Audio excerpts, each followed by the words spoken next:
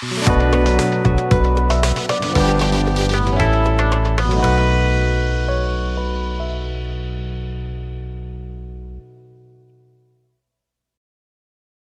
हिंद साथियों, विद्यापीठ state board में आप सभी साथियों का स्वागत है। आइए हम इस वीडियो में जो कवर करने वाले हैं ये ज्ञान बिंदु पब्लिकेशन का बिहार पुलिस का जो प्रीवियस ईयर का 63 यानी 63 सेट आया है उसको ही हर एक पेपर वाइज हम कवर करेंगे। ये वीडियो लेंदी होगा क्योंकि हम इसका डिस्कशन भी संपूर्ण रूप से देखेंगे, ठीक है। तो हर एक पेपर का डिस्कशन यदि कवर करेंगे तो वीडियो थोड़ा लेंदी होगा, तो आप लोग को वीडियो को ध्यान से देखना है क्योंकि एक क्वेश्चन में लगभग आपको 15 से 20 या 10 से 12 क्वेश्चन का सॉल्यूशन देखने को मिलेगा, ठीक है। तो इसीलिए चैनल पर नए हैं तो प्लीज़ चैनल को सब्सक्राइब करिए, बगल में बेल आइकन होगा उसको दबाइए ताकि जो भी हम वीडियो डालें उसका नोटिफिकेशन आपको मिल सके। साथ ही बिहार पुलिस का डेली प्रैक्टिस सेट भी चलता है इस यूट्यूब चैनल पे, तो आप यहाँ से आप इसको भी फायदा उठा सकते हैं, ठीक है। तो चलिए हम आज की क्लास को शुरू करते हैं। चैनल पर नए हैं तो प्लीज़ चैनल को सब्सक्राइब करिए, बगल में बेल आइकन होगा उसको दबाइए ताकि जो भी वीडियो हम डालें उसका नोटिफिकेशन आपको मिल सके। तो ये जो क्वेश्चन है ये है बिहार पुलिस सिपाही नियुक्ति परीक्षा का हल प्रश्न, ये 7/8/2024 को आयोजन किया गया था ये पेपर, ठीक है। तो चलिए इसमें पहला जो क्वेश्चन है ये कह रहा है 1980 के दशक के प्रारंभ में सर्वोच्च न्यायालय ने न्याय तक पहुंच बढ़ाने के लिए जो है कौन सा तंत्र तैयार किया, तो ये किया गया था जनहित याचिका। यहाँ पे इसका आंसर सी हो जाएगा, ठीक है। अब देखिए इसका डिस्कशन जो दे रखा है 1980 के दशक के प्रारंभ में सर्वोच्च न्यायालय ने न्याय तक पहुंच बढ़ाने के लिए जनहित याचिका तंत्र तैयार किया था। सेकेंड पॉइंट कर रहा है 1980 के दशक में शुरू की गई जनहित याचिका यानी PIL की व्यवस्था सबको इंसाफ दिलाने के लिहाज से एक महत्वपूर्ण कदम थी, क्योंकि अब गरीब लोग भी अदालत में इंसाफ पाने के लिए जा सकते हैं। नेक्स्ट पॉइंट है जनहित याचिका या PIL के तहत सार्वजनिक हित की रक्षा के लिए मुकदमे का प्रावधान है। नेक्स्ट पॉइंट है अन्य समान अदालती याचिका से अलग इसमें यह आवश्यक नहीं है कि पीड़ित पक्ष स्वयं अदालत में जाए। नेक्स्ट पॉइंट है यह किसी भी नागरिक या स्वयं न्यायालय द्वारा पीड़ित के पक्ष में दायर किया जा सकता है।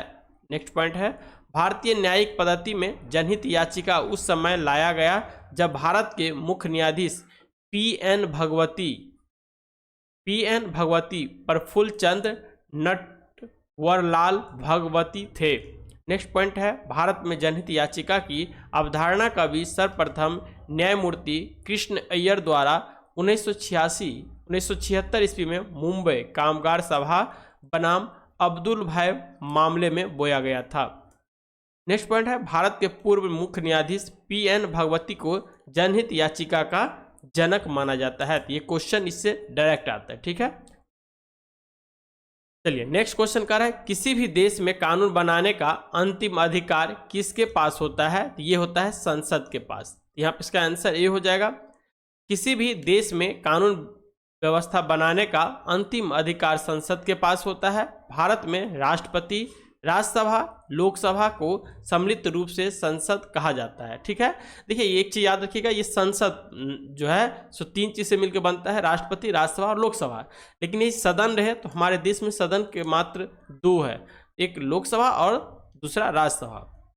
नेक्स्ट है लोकसभा संपूर्ण भारत के लोगों का प्रतिनिधित्व करती है, जबकि राज्यसभा राज्यों व केंद्रशासित प्रदेशों का प्रतिनिधित्व करती है। नेक्स्ट है भारतीय संविधान का अनुच्छेद 80 राज्यसभा यानी उच्च सदन की संरचना की व्यवस्था किया गया है। राज्यसभा के सदस्यों की अधिकतम संख्या 250 हो सकती है, परंतु वर्तमान में 245 है। नेक्स्ट है राज्यसभा में राष्ट्रपति द्वारा साहित्य, विज्ञान, कला, समाज सेवा के संबंध में विशेष ज्ञान रखने वाले 12 सदस्यों का मनोनीत किया जाता है। नेक्स्ट है वर्तमान समय में उत्तर प्रदेश से राज्यसभा सदस्यों की सीटों की संख्या सर्वाधिक है और जो कि 31 है। नेक्स्ट पॉइंट है राज्यसभा एक अस्थायी सदन है, इसका विघटन कभी भी नहीं हो सकता है। नेक्स्ट है इसके 1/3 सदस्य प्रति 2 वर्ष बाद सेवानिवृत्त हो जाते हैं। नेक्स्ट पॉइंट है राज्यसभा के सदस्यों का कार्यकाल 6 वर्ष का होता है। लोकसभा निम्न सदन के गठन का प्रावधान भारतीय संविधान के अनुच्छेद 81 में किया गया है। देखिए राज्यसभा का एक यहाँ पॉइंट नहीं दिया हुआ है। राज्यसभा सदस्य बनने का जो न्यूनतम वर्ष है वो है 30 साल। ठीक है। नेक्स्ट है लोकसभा में सदस्यों की अधिकतम संख्या जो है 550 हो सकती है। लोकसभा राज्यसभा की तरह अस्थायी सदन नहीं है, अर्थात इसका विघटन 5 वर्ष या इससे पहले भी हो सकता है। नेक्स्ट है 42वें संविधान संशोधन अधिनियम 1976 द्वारा लोकसभा की अवधि 5 वर्ष से बढ़ाकर 6 वर्ष कर दी गई थी। पुनः 44वें संविधान संशोधन 1978 के द्वारा इसको 5 वर्ष कर दिया गया। उस समय में इंदिरा गांधी की सरकार थी। ठीक है। नेक्स्ट है भारत में न्यायपालिका के 3 स्तर पाए जाते हैं, जिसमें सर्वोच्च स्थान भारत का उच्च न्यायालय का है। नेक्स्ट है सर्वोच्च न्यायालय या सुप्रीम कोर्ट 1935 के भारत शासन अधिनियम द्वारा स्थापित संघीय न्यायालय यानी फेडरल कोर्ट का ही प्रतिरूप है। यह संघीय न्यायालय होने के साथ साथ अंतिम अपीलीय न्यायालय भी है। नेक्स्ट पॉइंट है मूल संविधान में मुख्य न्यायाधीश सहित कुल न्यायाधीशों की संख्या 8 थी, लेकिन वर्तमान में 33 + 1 यानी 33 जो है ये आपको मुख्य न्यायाधीश होंगे और एक जो होगा सो उन सब में सुप्रीय मुख्य न्यायाधीश होगा। ठीक है। संसदों को शक्ति प्राप्त है कि वह न्यायाधीशों की संख्या में वृद्धि कर सकती है। भारतीय संविधान के भाग 15 में अनुच्छेद 324 से 329 तक निर्वाचन से संबंधित उपबंधों का उल्लेख किया गया है। नेक्स्ट है भारतीय निर्वाचन के संबंध में मुख्यतः 2 प्रकार की पद्धति अपनाई जाती है। एक जो है fast past the post system, दूसरा है एकल संक्रमणीय अनुपातिक प्रतिनिधि प्रणाली। यही प्रणाली के द्वारा राष्ट्रपति का जो है निर्वाचन होता है। नेक्स्ट है fast past the post system. Bharat में जहाँ जहाँ प्रत्यक्ष निर्वाचन यानी डायरेक्ट इलेक्शन होता है वहाँ लगभग हर जगह पास्ट द पोस्ट सिस्टम अपनाई जाती है, जैसे लोकसभा और राज्यसभा के विधानसभाओं के निर्वाचन की प्रक्रिया में। एकल संक्रमणीय अनुपातिक प्रतिनिधि प्रणाली यह निर्वाचन प्रणाली राष्ट्रपति, उपराष्ट्रपति, राज्यसभा और राज्य विधान परिषद के सदस्यों के निर्वाचन में अपनाई जाती है। नेक्स्ट है भारतीय कार्यपालिका व्यवस्था के अंतर्गत उपराष्ट्रपति का पद अमेरिका के संविधान से प्रेरित है। वरीयता क्रम में उपराष्ट्रपति का पद जो राष्ट्रपति के बाद दूसरा सर्वोच्च पद माना जाता है। नेक्स्ट पॉइंट है भारतीय संविधान के अनुच्छेद 63 में उपराष्ट्रपति के पद का प्रावधान किया गया है। नेक्स्ट है अनुच्छेद 64 यानी 64 के तहत उपराष्ट्रपति राज्यसभा का पदेन सभापति होते हैं। आप लोग आंसर में बताइए राष्ट्रपति का पद कौन से अनुच्छेद में जो है वर्णित किया गया है। नेक्स्ट क्वेश्चन है 3 नंबर, वार्षिक वित्तीय विवरण संसद के दोनों सदनों के समक्ष कौन रखता है? तो ये रखा जाता है राष्ट्रपति जी के द्वारा। यहाँ पे इसका आंसर डी हो जाएगा। भारत में वार्षिक वित्तीय विवरण को राष्ट्रपति संसद के दोनों सदनों के समक्ष रखवाते हैं। नेक्स्ट है वार्षिक वित्तीय विवरण को बजट भी कहा जाता है। नेक्स्ट है वार्षिक वित्तीय विवरण में भारत सरकार की अनुमानित आय और व्यय का विवरण होता है एवं यह दस्तावेज बजट प्रक्रिया का हिस्सा होता है। नेक्स्ट पॉइंट है वार्षिक वित्तीय विवरण का प्रावधान भारतीय संविधान के अनुच्छेद 112 में किया गया है। नेक्स्ट है वित्त मंत्री के नेतृत्व में वित्त मंत्रालय के द्वारा आम बजट तैयार करवाया जाता है। नेक्स्ट है स्वतंत्र भारत के प्रथम वित्त मंत्री R.K.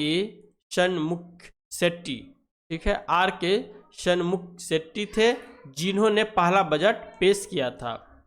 नेक्स्ट है अनुच्छेद 75(1) राष्ट्रपति द्वारा प्रधानमंत्री की नियुक्ति का प्रावधान करता है।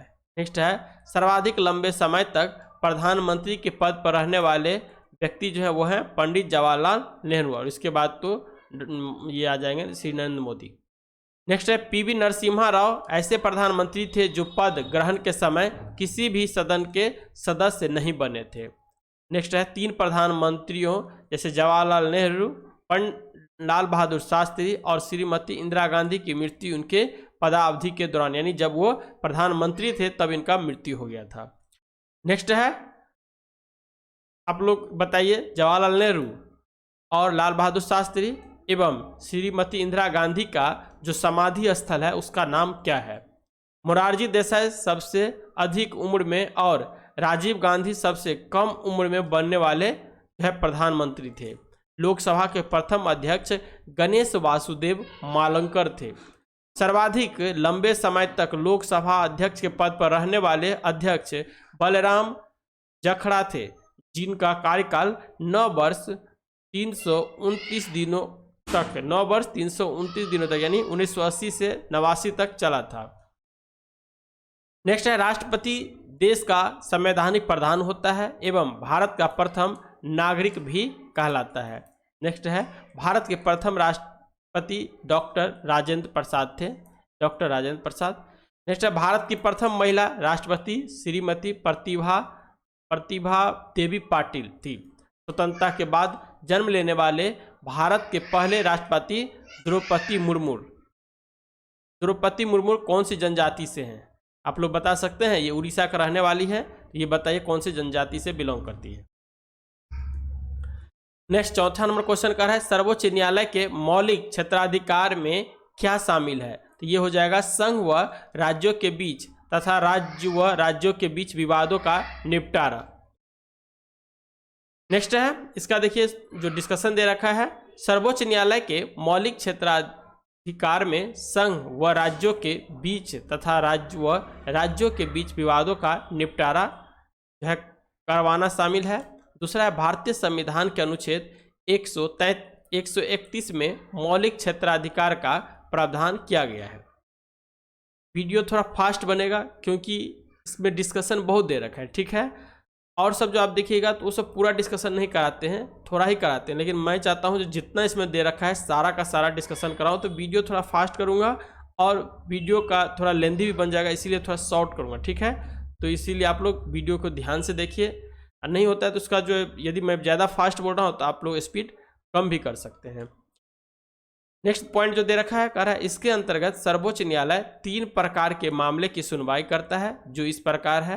पहला हो जाएगा, एक तरफ भारत सरकार तथा दूसरी तरफ एक या एक से अधिक राज्यों की सरकार हो। इसी में दूसरा है, 2 या 2 से अधिक राज्यों के बीच उत्पन्न विवाद।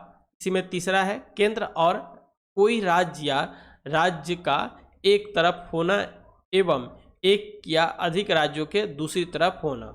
अब आता है आपराधिक मामले। आपराधिक मामले की सुनवाई, यह ऐसी क्रियाएं से संबंधित है जिन्हें कानून में अपराध माना गया है, जैसे चोरी हो जाएगा, हत्या हो जाएगा, दहेज हो जाएगा, दहेज उत्पीड़न आदि। इसमें एफआईआर दर्ज कराने के बाद पुलिस जांच कर अदालत में केस फाइल करती है। नेक्स्ट है, अपराधी के दोष पाए जाने पर जेल या जुर्माना या दोनों लगाया जा सकता है। और एक आता है दीवानी मामले। इसका संबंध व्यक्ति विशेष के अधिकारों के उल्लंघन से है, जैसे जमीन विवाद हो गया, वस्तुओं की खरीदारी हो गया, किराया हो गया, तलाक आदि। प्रभावित पक्ष में देखिएगा, प्रभावित पक्ष न्यायालय में एक याचिका दायर करता है। अब आता है सोवा रिगपा क्या है? तो सोवा रिगपा जो है हिमालय की पारंपरिक दवाई पद्धति है। यहाँ पे इसका आंसर सी हो जाएगा। ये नेपाल से जुड़ी हुई चीज है। सोवा रिगपा हिमालय की पारंपरिक दवा पद्धति है। सोवा रिगपा चिकित्सा की एक पारंपरिक पद्धति है जो भारत के हिमालयी क्षेत्र में प्रचलित है। यह चिकित्सा पद्धति तिब्बत से आई है और दुनिया भर में सबसे पुरानी चिकित्सा परंपराओं में से एक है। सोवा रिगपा शब्द का अर्थ उपचार का ज्ञान और यह घोटी भाषा से लिया गया है। सोवा रिगपा एक के ज्यादातर सिद्धांत और अभ्यास जो है आयुर्वेद के समान है। हम लोग का वेद कितने हैं? 4 है, ऋग्वेद, सामवेद, यजुर्वेद और अथर्ववेद। उसी में आयुर्वेद भी है अथर्ववेद में, जिसमें जादू टोना औषधि उषधि से संबंधित है। अथर्ववेद और आयुर्वेद के समान है। सोवा रिगपा में इलाज के लिए शरीर और मन के विकास को महत्व दिया गया है। सोवा रिगपा के अभ्यास को विनियमित करने के लिए धर्मशाला में तिब्बती चिकित्सा के लिए केंद्रीय परिषद स्थापित है। सोवा रिगपा के संस्थाओं के लिए मुख्य भारतीय केंद्र लद्दाख और धर्मशाला में है। नेक्स्ट 6 नंबर क्वेश्चन का अर्थ है, प्रधानमंत्री नरेंद्र मोदी ने मार्च 2024 में देश की पहली अंडर वाटर मेट्रो ट्रेन का उद्घाटन कहाँ किया? तो ये किया गया था कोलकाता में। यहाँ पे इसका आंसर बी हो जाएगा। प्रधानमंत्री नरेंद्र मोदी ने मार्च 2024, ये करंट अफेयर है, तो करंट अफेयर का डिस्कशन नहीं देखेंगे क्योंकि आगामी जो एग्जाम होगा उसमें 3 से 4 महीना पीछे वाला करंट अफेयर पूछेगा, ठीक है। तो ज़्यादा पीछे वाला जो करंट अफेयर होगा उसका हम डिस्कशन नहीं देखेंगे, ठीक है। जो आपका जीके का क्वेश्चन होगा उसका डिस्कशन देखेंगे ताकि उससे एक से कम 20 या 10 क्वेश्चन हल हो सकता है। 7वां क्वेश्चन का है, गोलकीपर के रूप में प्रदर्शन के लिए निम्नलिखित में से कौन सा पुरस्कार दिया जाता है? ये दिया जाता है हॉकी इंडिया बलजीत सिंह पुरस्कार। यहाँ पे इसका आंसर ए हो जाएगा। देखिए यही चीज यहाँ दे रखा है, यह पुरस्कार भारत में हॉकी के गोलकीपर को उनके उत्कृष्ट प्रदर्शन के लिए दिया जाता है। मेजर ध्यानचंद पुरस्कार भारत में खेलों की उत्कृष्टता के लिए दिए जाने वाला एक प्रतिष्ठित पुरस्कार है। नेक्स्ट है मेजर ध्यानचंद खेल रत्न पुरस्कार, जिसे पहले राजीव गांधी खेल रत्न के नाम से जाना जाता था, भारत में किसी खिलाड़ी को दिए जाने वाला सर्वोच्च पुरस्कार था, ठीक है।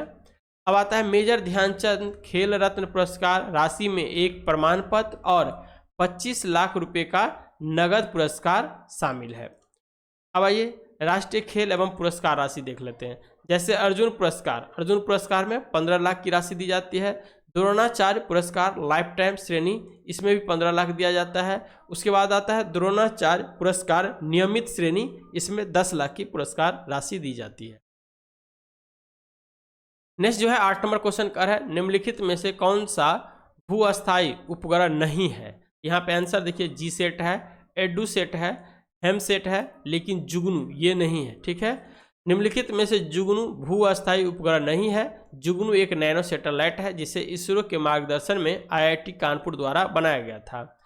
भारत के कुछ प्रमुख भू अस्थायी उपग्रह देखेंगे तो इनसेट हो जाएगा, जी सेट हो जाएगा, कल्पना 1 है, एंडू सेट है और हेम सेट है। 9 नंबर क्वेश्चन आता है, सामा चकेवा बिहार का एक त्यौहार है। यह त्यौहार इस रिश्ते को समर्पित करता है, तो ये भाई बहन के रिश्ते को जो समर्पित करता है। यहाँ पे इसका आंसर सी हो जाएगा। यह त्यौहार प्रत्येक वर्ष कार्तिक माह के शुक्ल पक्ष की सप्तमी से पूर्णमासी तक मनाया जाता है। बिहार में अन्य में देखिएगा तो विदेशिया हो गया, जट जटिन हो गया, डोमकच हो गया, ठीक है। नेक्स्ट 10 नंबर क्वेश्चन है, ताजमहल का वास्तुकार कौन था? तो यहाँ पे उस्ताद अहमद लाहड़ी, यहाँ पे इसका आंसर जो है ए हो जाएगा। ताजमहल का वास्तुकार उस्ताद अहमद लाहड़ी थे, जबकि डिजाइन जो किया गया था ये उस्ताद ईसा के द्वारा, ठीक है। तो वास्तुकार हो गया उस्ताद अहमद लाहड़ी, और इसका डिजाइन जो तैयार किया था उस्ताद ईसा के द्वारा। शाहजहां के कार्यकाल को वैभव और पराकाष्ठा के कारण मुगल काल का स्वर्ण काल कहा जाता है। अन्य तथ्य देख लेते हैं। शाहजहां ने 24 फरवरी 1628 ईस्वी को अपना राज अभिषेक जो है वो आगरा में करवाता है। आगरा में मोती मस्जिद का निर्माण शाहजहां के द्वारा करवाया जाता है। आगरा में मोती मस्जिद का निर्माण शाहजहां के द्वारा, लेकिन दिल्ली में जो लाल किला है उसमें भी एक मोती मस्जिद है, उसका निर्माण जो किया गया था वह जहांगीर के द्वारा, ठीक है। तो ये याद, औरंगजेब के द्वारा, गलत हो गया, औरंगजेब के द्वारा। शाहजहां के काल में आए प्रमुख यात्री फ्रांसीसी यात्री बर्नियर और टेवर्नियर, ये आया था शाहजहां के कार्यकाल में। मनुची ये इटली का यात्री था। पीटर मुंडी जो है इसने अकाल का वर्णन किया था इंग्लैंड में, ठीक है। शाहजहां ने इनायत खां जिन्होंने शाहजहां नामा लिखा को संरक्षण दिया था। बसावन उत्कृष्ट मुगल चित्रकार थे, इनका संबंध आधुनिक उत्तर प्रदेश से था। इन्हें अकबर के समय का सर्वोत्कृष्ट चित्रकार माना जाता था। अब आता है अब्दुसमद। अकबर ने प्रसिद्ध चित्रकार अब्दुसमद को जो है सीरी कलम की उपाधि एवं मोहम्मद हुसैन कश्मीरी को जरी कलम की उपाधि प्रदान की थी। नेक्स्ट है बिंबिसार का प्रसिद्ध राजवैद जीवक डैश का निवासी था, तो ये हो जाएगा राजगीर का निवासी था, यहाँ पे इसका आंसर डी हो जाएगा। बिम्बिसार जो है किस वंश से है? हर्यक वंश से है। बिम्बिसार प्रसिद्ध राजवैद्य जीवक राजगीर के निवासी थे। मगध में हर्यक वंश के संस्थापक बिम्बिसार थे। इन्होंने 544 ईस्वी पूर्व से लेकर 492 ईस्वी पूर्व तक मगध पर शासन किया था। इनका उपनाम सैन्य था, अस्थायी सेना रखने के कारण। अवंती राज्य के राजाओं चंडप्रद्योक जब बीमार पड़ते हैं, कौन सा रोग से? पांडु रोग से ग्रसित होते हैं, तो बिम्बिसार ने अपने राजवैद्य जीवक को चंडप्रद्योक की सेवा में उज्जैन भेज देते हैं। अब यहाँ से हिंदी का क्वेश्चन है, ठीक है। तो ये यहाँ पे गद्यांश दिया है, इसको आप लोग पढ़ लीजिए, ठीक है। पढ़ने के बाद क्या होगा, इसमें ही इसका आंसर छुपा होता है। तो क्वेश्चन को ध्यान से पढ़िएगा, जब जाइएगा वहाँ पे 5 क्वेश्चन आपको इस तरह से आएगा, पैसेज टाइप का, ठीक है। तो आपको क्या है, क्वेश्चन को ध्यान से पढ़ना है और जो भी आंसर हो उसको लगाना है। गलती नहीं कीजिएगा, क्योंकि ये 5 के 5 नंबर आपको नंबर दे करके जाएगा। जैसे यहाँ पे दे रखा है, गद्यांश के आधार पर बताइए कि बाल श्रम जैसी सामाजिक कुरीतियों को समाप्त करने के लिए लोगों की सोच कैसी थी। तो इसमें पढ़िएगा तो आपको कुछ थॉट निकल करके आएगा। यहाँ पे इसका आंसर हो जाएगा बी। 13 का आंसर देखिए, ए दे रखा है। 14 का जो आंसर है यहाँ पे टी हो जाएगा, बाल श्रम के बारे में उसमें कहा गया होगा। 15 में जो है फिर क्वेश्चन आ गया, देखिए 15 में क्वेश्चन जो है, राज्य में विधान परिषद की सदस्य संख्या के विषय में संवैधानिक प्रावधान क्या है? तो ये जानिए, जो कितने सदस्य होते हैं। तो यहाँ पे इसका आंसर सी हो जाएगा, ठीक है। राज्य की विधान सभा की सदस्यों की संख्या 1/3 से अधिक नहीं हो सकती है, ठीक है। जो भी विधानसभा का सीट हो उससे ज़्यादा नहीं हो सकती है। राज्य में विधान परिषद की संख्या राज्य की विधानसभा के सदस्यों की संख्या के 1/3 से अधिक नहीं हो सकती है, ठीक है। तो विधान परिषद जो होता है वह जो होता है क्या होता है? अस्थाई सदन होता है राज्य के लिए। वर्तमान में ये सिर्फ और सिर्फ 5 राज्य में ही स्थित है। संविधान के अनुच्छेद 171 के अनुसार किसी राज्य की विधान परिषद में सदस्यों की कुल संख्या राष्ट्र विधानसभा के सदस्यों की संख्या के 1/3 से अधिक नहीं होगी, परंतु किसी राज्य की विधान परिषद के सदस्यों की कुल संख्या किसी भी परिस्थिति में 40 से कम नहीं होगी। ये चीज़ बहुत इंपॉर्टेंट है, ये क्वेश्चन बीपीएससी में पूछा गया था। जो विधान परिषद की न्यूनतम संख्या कितनी हो सकती है? न्यूनतम संख्या 40 हो सकती है, इससे कम नहीं हो सकती है।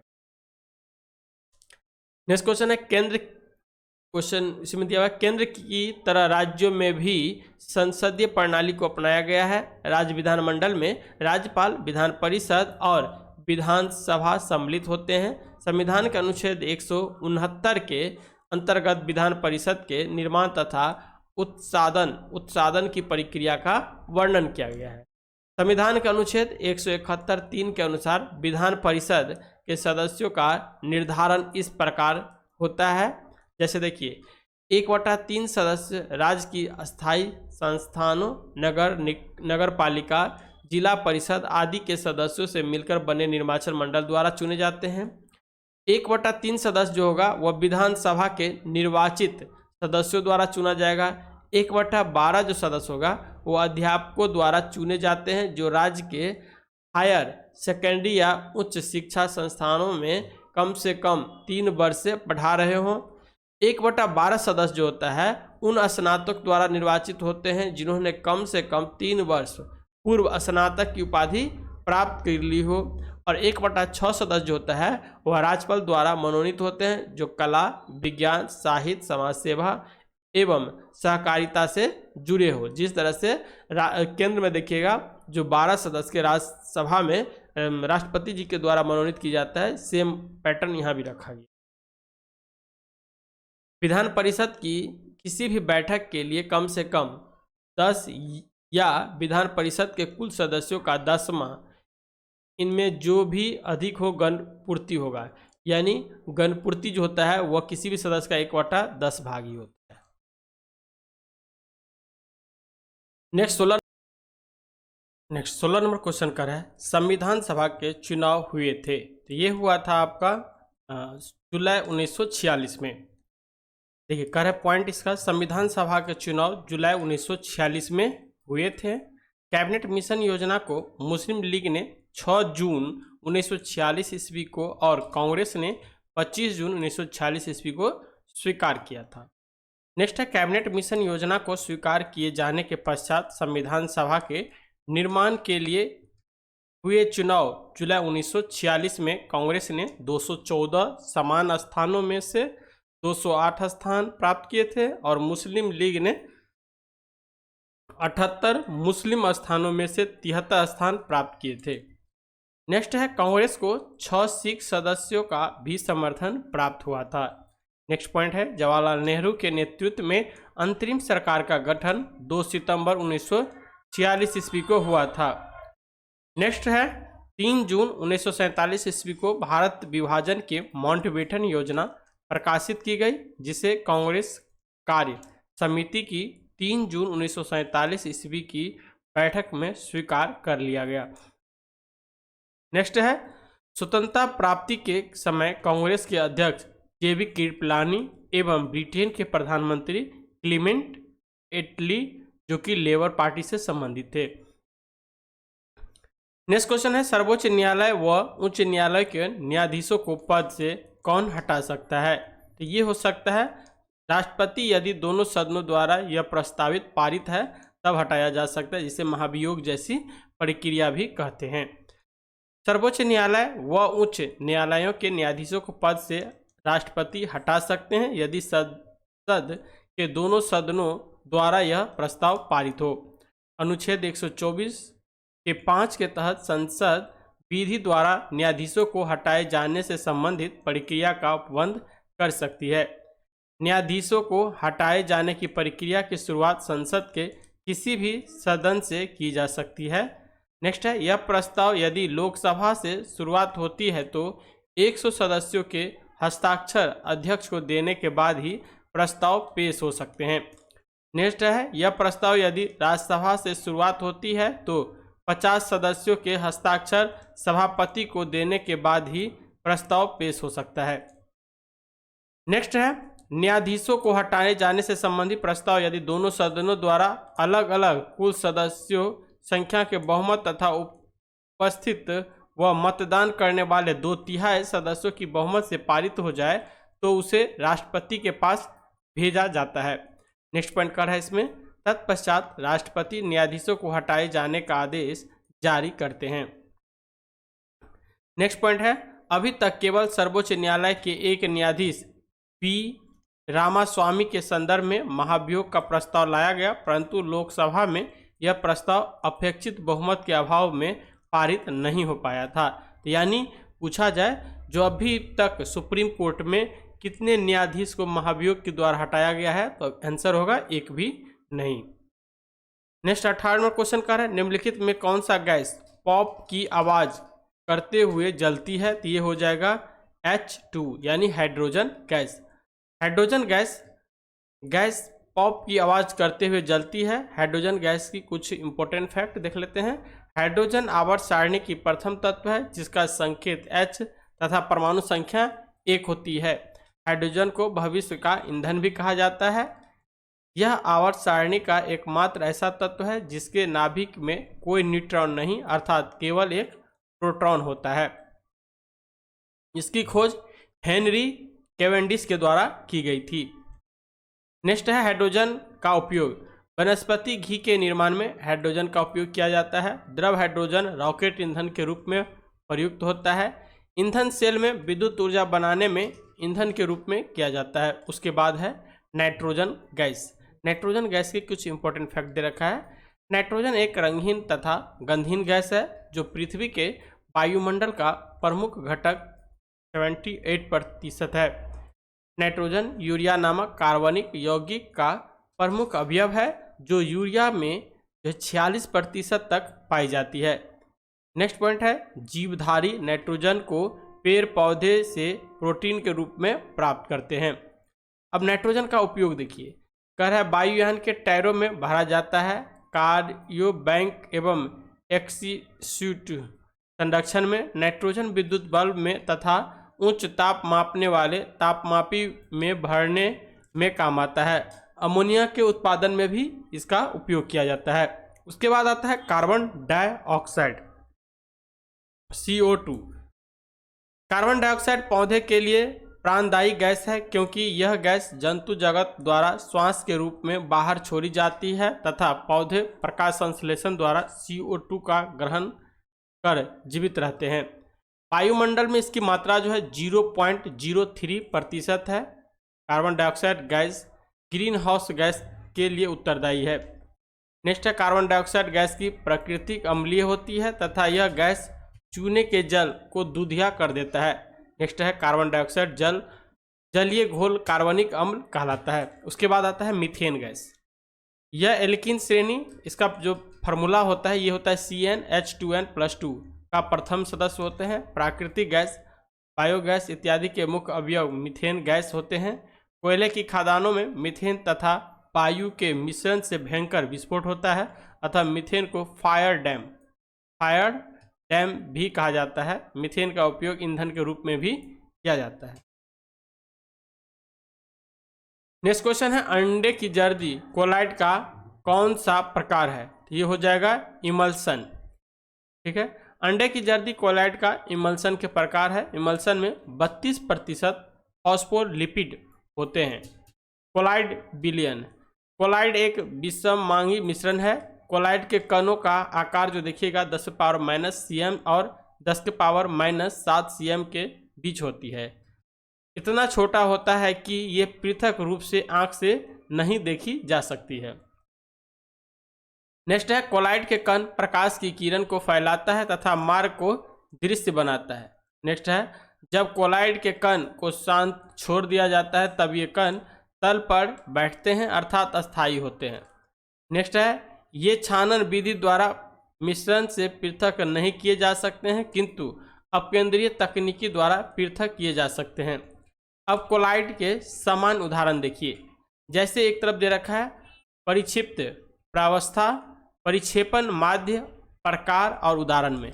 तो द्रव और गैस, इसका प्रकार क्या होगा? एरोसोल हो जाएगा, जैसे कोहरा हो गया, बादल हो गया, कुहासा हो गया।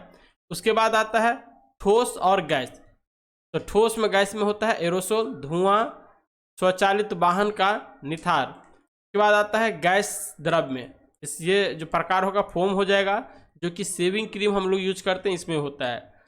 द्रव के द्रव में हो जाएगा इमल्सन, जैसे दूध हो गया, फेस क्रीम हो जाएगा। ठोस में द्रव देखिएगा तो सोल हो जाएगा और ये मैग्नीशियम, मिल्क और कीचड़ इसका प्रमुख उदाहरण है। जैसे गैस में ठोस देखिएगा तो अब हो जाएगा फोम, रबर, स्पंज और ये प्यूमिस। द्रव में ठोस देखिएगा तो जेल हो जाएगा, जेली, पनीर, मक्खन, ये इसका उदाहरण है। ठोस में देखिएगा तो ठोस सोल हो जाएगा, जो कि रंगीन रत्न, पत्थर, दूधिया कांच हो जाएगा। कोलाइडी कणों द्वारा प्रकाश के परिकिरण की परिघटना टिंडल प्रभाव उत्पन्न करती है। नेक्स्ट 20वां क्वेश्चन कह रहा है आयरन या लोहा का परमाणु प्रतीक क्या है? इसका परमाणु प्रतीक होगा Fe, लोहा का। यहाँ पे प्रतीक के बारे में दे रखा है सारा, तो ये आप एक बार देख लीजिए। हाइड्रोजन कैच होता है, हीलियम कैची होता है, लिथियम का Li होता है, बेरिलियम का B होता है, बोरॉन का B होता है, कार्बन का C होता है, नाइट्रोजन का N होता है, सल्फर का S होता है, क्लोरीन का Cl होता है, पोटासियम का K होता है, कैल्शियम का Ca होता है, क्रोमियम का Cr होता है, मैग्नीशियम का Mn होता है, आयरन का Fe होता है, कोबाल्ट का CO होता है, निकेल का Na होता है, कॉपर का Cu होता है, जिंक का Zn होता है। जब आप लोग या हम लोग पढ़े थे मैट्रिक में तब इसको याद करवाया गया था। ऑक्सीजन का O होता है, फ्लोरीन का F होता है, नियॉन का Ne होता है, सोडियम का Na होता है, मैग्नीशियम का Mg होता है, एल्यूमिनियम का Al होता है, फास्फोरस का P होता है, आर्गन का Ar होता है, आर्सेनिक का As होता है, ब्रोमीन का Br होता है, सिल्वर का Ag होता है, आयोडीन का I होता है, बेरियम का Ba होता है, गोल्ड का Au होता है, मरकरी का Hg होता है, रेडॉन का Rn होता है और पोलोनियम का Po होता है। तो वीडियो को पॉज करके आप इसको जो है याद भी कर सकते हैं। चलिए नेक्स्ट क्वेश्चन कह रहा है जल में ऑक्सीजन परमाणु की संकरण अवस्था क्या है? तो ये हो जाएगा sp3। जल में ऑक्सीजन परमाणु की संकरण अवस्था sp3 है। इसका मतलब है कि ऑक्सीजन परमाणु 1 2s और 3 2p कक्षों को मिलाकर 4 संकरण कक्ष बनाता है। ये संकरण कक्ष ऑक्सीजन परमाणु के चारों ओर चतुष्कीय ज्यामिति में व्यवस्थित होते हैं। जल का अणुसूत्र जो होता है वो H2O होता है। शुद्ध जल उदासीन होता है, अर्थात इसका pH मान 7 होता है। ठीक है, 4 डिग्री सेल्सियस तापमान पर जल का घनत्व अधिकतम होता है तथा आयतन न्यूनतम होता है। जल के प्रकार देखिएगा तो जल 2 प्रकार का होता है, एक होता है हार्ड वाटर, दूसरा होता है सॉफ्ट वाटर। हार्ड वाटर को ही कठोर जल कहते हैं। यह साबुन के साथ फेन उत्पन्न नहीं करता है। इसमें कैल्शियम एवं मैग्नीशियम के क्लोराइड, सल्फेट व बाइकार्बोनेट घुले रहते हैं। एक आता है सॉफ्ट वाटर जिसे हम मृदु जल कहते हैं। यह साबुन के साथ आसानी से फेन उत्पन्न करता है, जिसे झाग कहते हैं, फेन उत्पन्न करता है। यह जल पीने की दृष्टि से उपयुक्त होता है। अब आता है जल की कठोरता। तो जल की कठोरता 2 तरह की होता है, एक अस्थायी कठोरता, दूसरा अस्थायी कठोरता।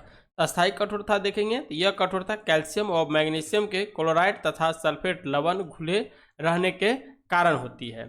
जल की अस्थायी कठोरता को सोडियम कार्बोनेट मिलाकर गर्म करने से दूर की जा सकती है। एक होता है अस्थायी कठोरता। यह कठोरता उसमें कैल्शियम व मैग्नीशियम के बाइकार्बोनेट्स लवण घुले रहने के कारण होती है। जल की अस्थायी कठोरता उसे उबाल कर दूर कर ली जाती है। नेक्स्ट 22 नंबर क्वेश्चन आता है, यूरोप के स्केच रिपोर्टाज के लेखक हैं, तो ये हो जाएगा इसका राम कुमार, यहाँ पे बी हो जाएगा। ठीक है, अब आता है फणीश्वर रेणु, इनके द्वारा जो लिखा गया पुस्तक है ऋण जल धन जल नेपाली क्रांतिक गाथा। अब आता है धर्मवीर भारती, ये के युद्ध यात्रा। राज्ञ राघव, ये तूफानों के बीच। कन्हैया लाल मिश्र प्रभाकर, छन बोली कन मुस्कार। नेक्स्ट है शिवदान सिंह चौहान, इसे लक्ष्मीपुरी लिखा है। अब सूची 1 को सूची 2 से मिलाइए। कह रहा है छाती पर मूंग डालना, ये मुहावरा है और इसका अर्थ देखिए। तो इसका जो मिलाइएगा तो 1 का 4 हो जाएगा, साथ रहकर परेशान करना। छाती पर पत्थर रखना, तब हो जाएगा इसका धैर्यपूर्वक कष्ट सहना। छाती पर सांप लौटना, तब इसका हो जाएगा ईर्ष्या करना। छाती ठोकना, कठिन कार्यों हेतु प्रतिज्ञा करना। तो यहाँ पे इसका आंसर सी हो जाएगा। अब यहाँ पे देखिए मुहावरा दे रखा है, तो ये भी देख लेते हैं। डूबते को तिनके का सहारा, संकट में पड़े को थोड़े मदद करना। तिनके को पहाड़ करना, छोटी बात को बड़ी बनाना। दिन दूनी रात चौगनी, खूब उन्नति होना। दूध का दूध, पानी का पानी होना। निष्पक्ष न्याय होना। गंगा लाभ होना, मर जाना। कपास ओटना, संसारिक काम धंधों में लगे रहना। कमर कसना, दृढ़ संकल्प करना। नाक पर मक्खी न बैठने देना, खरे स्वभाव का होना। उल्लू सीधा करना, अपना स्वार्थ साधना। ओस की मोती, छन भंगूर। ओखली में सिर देना, इच्छा पूर्वक किसी झंझट में पड़ना। अब आता 24 नंबर क्वेश्चन कह रहा है निम्नलिखित में से कौन सा समास विग्रह सही नहीं है। यहाँ पे देखिए राजसभा, राजा के लिए सभा, ये यहाँ पे गलत है। राजसभा का मतलब जो होगा राजा के लिए सभा, यह समास विग्रह सही नहीं है। राजसभा का समास विग्रह राजा की सभा होता है। चलिए नेक्स्ट क्वेश्चन है, कह रहा है डैश कोशिका में स्थित तरल जैविक पदार्थ को जीव द्रव का नाम दिया। तो ये दिया गया था जेई पुरुकिंजे के द्वारा। जेई पुरुकिंजे ने सन 1839 में कोशिका में स्थित तरल जैविक पदार्थ को जीव द्रव का नाम दिया था। जीव द्रव एक तरल गाढ़ा, लसलसा, पारभासी, वजन युक्त व रंगीन पदार्थ है। नेक्स्ट है जीवों की सारी जैविक क्रियाएं जीव द्रव के द्वारा ही होती है। नेक्स्ट है या उसी में है, जिस कारण इसे जीवन का भौतिक आधार भी कहते हैं। नेक्स्ट है जीव द्रव का लगभग 80% भाग जल होता है। जीव द्रव में अकार्बनिक एवं कार्बनिक यौगिक का अनुपात 81:19 का होता है। नेक्स्ट है जीव द्रव का 99% भाग 4 तत्वों से मिलकर बना होता है, जैसे ऑक्सीजन हो गया, कार्बन हो गया, हाइड्रोजन हो गया, नाइट्रोजन हो गया। नेक्स्ट 26वां क्वेश्चन कह रहा है निम्नलिखित में से कौन सा सरल अस्थायी उत्तक पादप के भागों को यांत्रिक शक्ति प्रदान करता है। ये हो जाएगा स्केलेरे स्केलेरे नाकाइमा, स्केलेरे नाकाइमा। डिस्कशन कर रहा है स्केले नाकाइमा दृढ़ उत्तक नामक सरल उत्तक अस्थायी उत्तक पादप के भागों को यांत्रिक शक्ति प्रदान करता है। नेक्स्ट है इसमें स्केलेरे नाकाइमा दृढ़ उत्तक लंबी संकरी कोशिकाएं होती है। इन कोशिकाओं की भित्ति मोटी तथा लिग्निक होती है। अधिकांशतः ये मृत होते हैं, इसमें प्रोटोप्लास्ट नहीं होता है। अब यहाँ पे उत्तक दे रखा है कुछ और इसके बारे में। एपिडर्मिक्स उत्तक, यह कोशिकाओं की एक परत द्वारा पौधे के बाहरी भाग को ढकता है। उसके बाद आता है जाइलम उत्तक।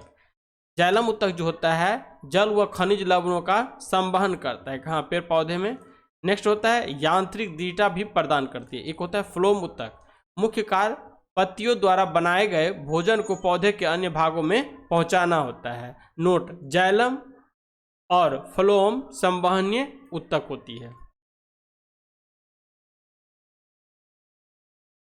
नेक्स्ट 27 नंबर क्वेश्चन कर रहा है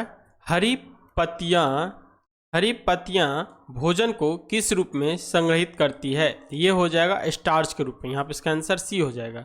हरी पत्तियां भोजन को स्टार्च के रूप में संग्रहित करती है। स्टार्च मंड वह भोजन है जो पौधे की पत्तियां में जमा हो जाता है। नीचे दिया हुआ है स्टार्च या मंड एक पॉलीमेरिक कार्बोहाइड्रेट है जिसमें ग्लाइकोसिडिक बॉन्ड द्वारा बड़ी संख्या में ग्लूकोज इकाइयां शामिल है। यह प्रकाश संश्लेषण का अंतिम उत्पादन है। नेक्स्ट है प्रकाश संश्लेषण में सर्वाधिक प्रभावशाली लाल रंग है। प्रकाश संश्लेषण की क्रिया कृत्रिम प्रकाश में भी होती है। नेक्स्ट 28 नंबर क्वेश्चन का है 31 मई 2024 को संयुक्त राष्ट्र अकादमिक प्रभाव के सदस्य कितने संस्थान हैं। यहाँ पे हो जाएगा 1645, डी हो जाएगा। दे रखा है 31 मई 2024 तक संयुक्त राष्ट्र अकादमिक प्रभाव यूनाइटेड नेशन एकेडमिक इम्पैक्ट के 1645 संस्थान सदस्य एवं 156 देश हैं। UNAI संयुक्त राष्ट्र शैक्षणिक प्रभाव, उच्च शिक्षा, छात्रवृत्ति और अनुसंधान के संस्थाओं को संयुक्त राष्ट्र और एक दूसरे के साथ संरेखित करने की एक संयुक्त राष्ट्र पहल है। नेक्स्ट है इसका गठन 18 नवंबर 2010 को किया गया था। इसका मुख्य उद्देश्य शिक्षा और सतत विकास के बीच पारस्परिक संबंध पर ध्यान केंद्रित करते हुए सतत विकास लक्ष्यों की प्राप्ति में सहायता करना है। नेक्स्ट 29वां क्वेश्चन का है सूचना का अधिकार अधिनियम कब पारित हुआ था। तो ये हुआ था 2005 में, सी आंसर हो जाएगा। सूचना का अधिकार अधिनियम वर्ष 2005 में पारित हुआ। सूचना का अधिकार अधिनियम 2005 द्वारा केंद्रीय सूचना आयोग की स्थापना की गई थी। नेक्स्ट है 12 अक्टूबर 2005 को सूचना का अधिकार अधिनियम कानून अधिकार के रूप में आया। नेक्स्ट है यह आयोग एक मुख्य सूचना आयुक्त है और 10 से अधिक सूचना आयुक्त से मिलकर बना है। नेक्स्ट पॉइंट दिया हुआ है मुख्य सूचना आयुक्त एवं अन्य आयुक्त की नियुक्ति राष्ट्रपति एक समिति जिसमें प्रधानमंत्री, लोकसभा विपक्ष का नेता और केंद्रीय मंत्रिमंडल का एक मंत्री होता है की सिफारिश पर करता है। नेक्स्ट है राष्ट्रपति मुख्य सूचना आयुक्त एवं अन्य आयुक्त को उनके पद से पद मुक्त भी कर सकते हैं। नेक्स्ट है भारत का पहला मुख्य सूचना आयुक्त वजाहत हबीबुल्लाह थे। वर्तमान में भारत के मुख्य सूचना आयुक्त हीरालाल समरिया है। नेक्स्ट तीसरा क्वेश्चन का है संयुक्त राष्ट्र द्वारा निम्न में से किस वर्ष को अंतर्राष्ट्रीय मोटा अनाज वर्ष घोषित किया गया था। तो ये किया गया था 2023 को। नेक्स्ट देखिए 31वां क्वेश्चन का है लगभग सभी पादप कोशिकाओं में कौन सा अनुपस्थित होता है। तो ये होता है तारक काई को ही सेंट्रोसोम कहा जाता है। तारक काई सेंट्रोसोम लगभग सभी पादप कोशिकाओं में अनुपस्थित होता है। यह केवल जंतु कोशिकाओं में पाया जाता है। तारक काई के अंदर एक या दो कण जैसी संरचना होती है जिन्हें सेंट्रियोल कहते हैं। समसूत्री विभाजन में यह ध्रुव का निर्माण करती है। तारक काय की खोज बोबेरी ने की थी। नेक्स्ट है कोशिका भित्ति सेलुलोज का बना होता है। यह कोशिकाओं को निश्चित आकृति एवं आकार बनाए रखने में सहायक होते हैं। नेक्स्ट है लवक या प्लास्टिड के 3 प्रकार होते हैं, हरित, वर्ण और अवर्णी लवक। हरित लवक को पादप कोशिकाओं का रसोई घर कहते हैं। इसमें राइबोसोम पाया जाता है। नेक्स्ट है वर्णी लवक प्रायः लाल, पीले, नारंगी रंग के होते हैं। ये पौधे के रंगीन भाग जैसे बीज, पुष्प, फल, भित्ति आदि में पाए जाते हैं। अवर्णी लवक रंगहीन लवक हैं। यह पौधे के उन भागों में पाया जाता है जो सूर्य के प्रकाश से वंचित रहता है, जैसे जड़ में, भूमिगत तना में। अब आता है रसधानियाँ वैक्यूलोज कोशिकाओं के निर्जीव रचना है। यह एक झिल्ली के आवृत्ति होती है जिसे टोनोप्लास्ट कहते हैं। जंतु कोशिकाओं में यह एक छोटी होती है, परंतु पादप कोशिकाओं में यह कोशिका का 90% स्थान घेरती है। 32वां क्वेश्चन कह रहा है प्लाज्मोडियम में किस प्रकार का जनन होते हैं या होता है, तो ये हो जाएगा बहुविभाजन। इसका आंसर बी हो जाएगा। क्या है प्लाज्मोडियम में बहुविभाजन द्वारा जनन होता है। बहुविभाजन द्वारा जनन एक प्रकार का अलैंगिक प्रजनन है जिसमें एक ही जनन कोशिकाओं से कई संतित कोशिकाओं उत्पन्न होती है।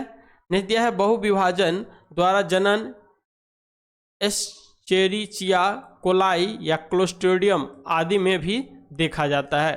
नेक्स्ट है अलैंगिक जनन के अन्य प्रकार, जिसमें है मुकुलन। इस विधि में एक ही स्थान पर कोशिकाएं विभाजन के कारण एक कली या बहिर्गमन से नया जीव बनता है।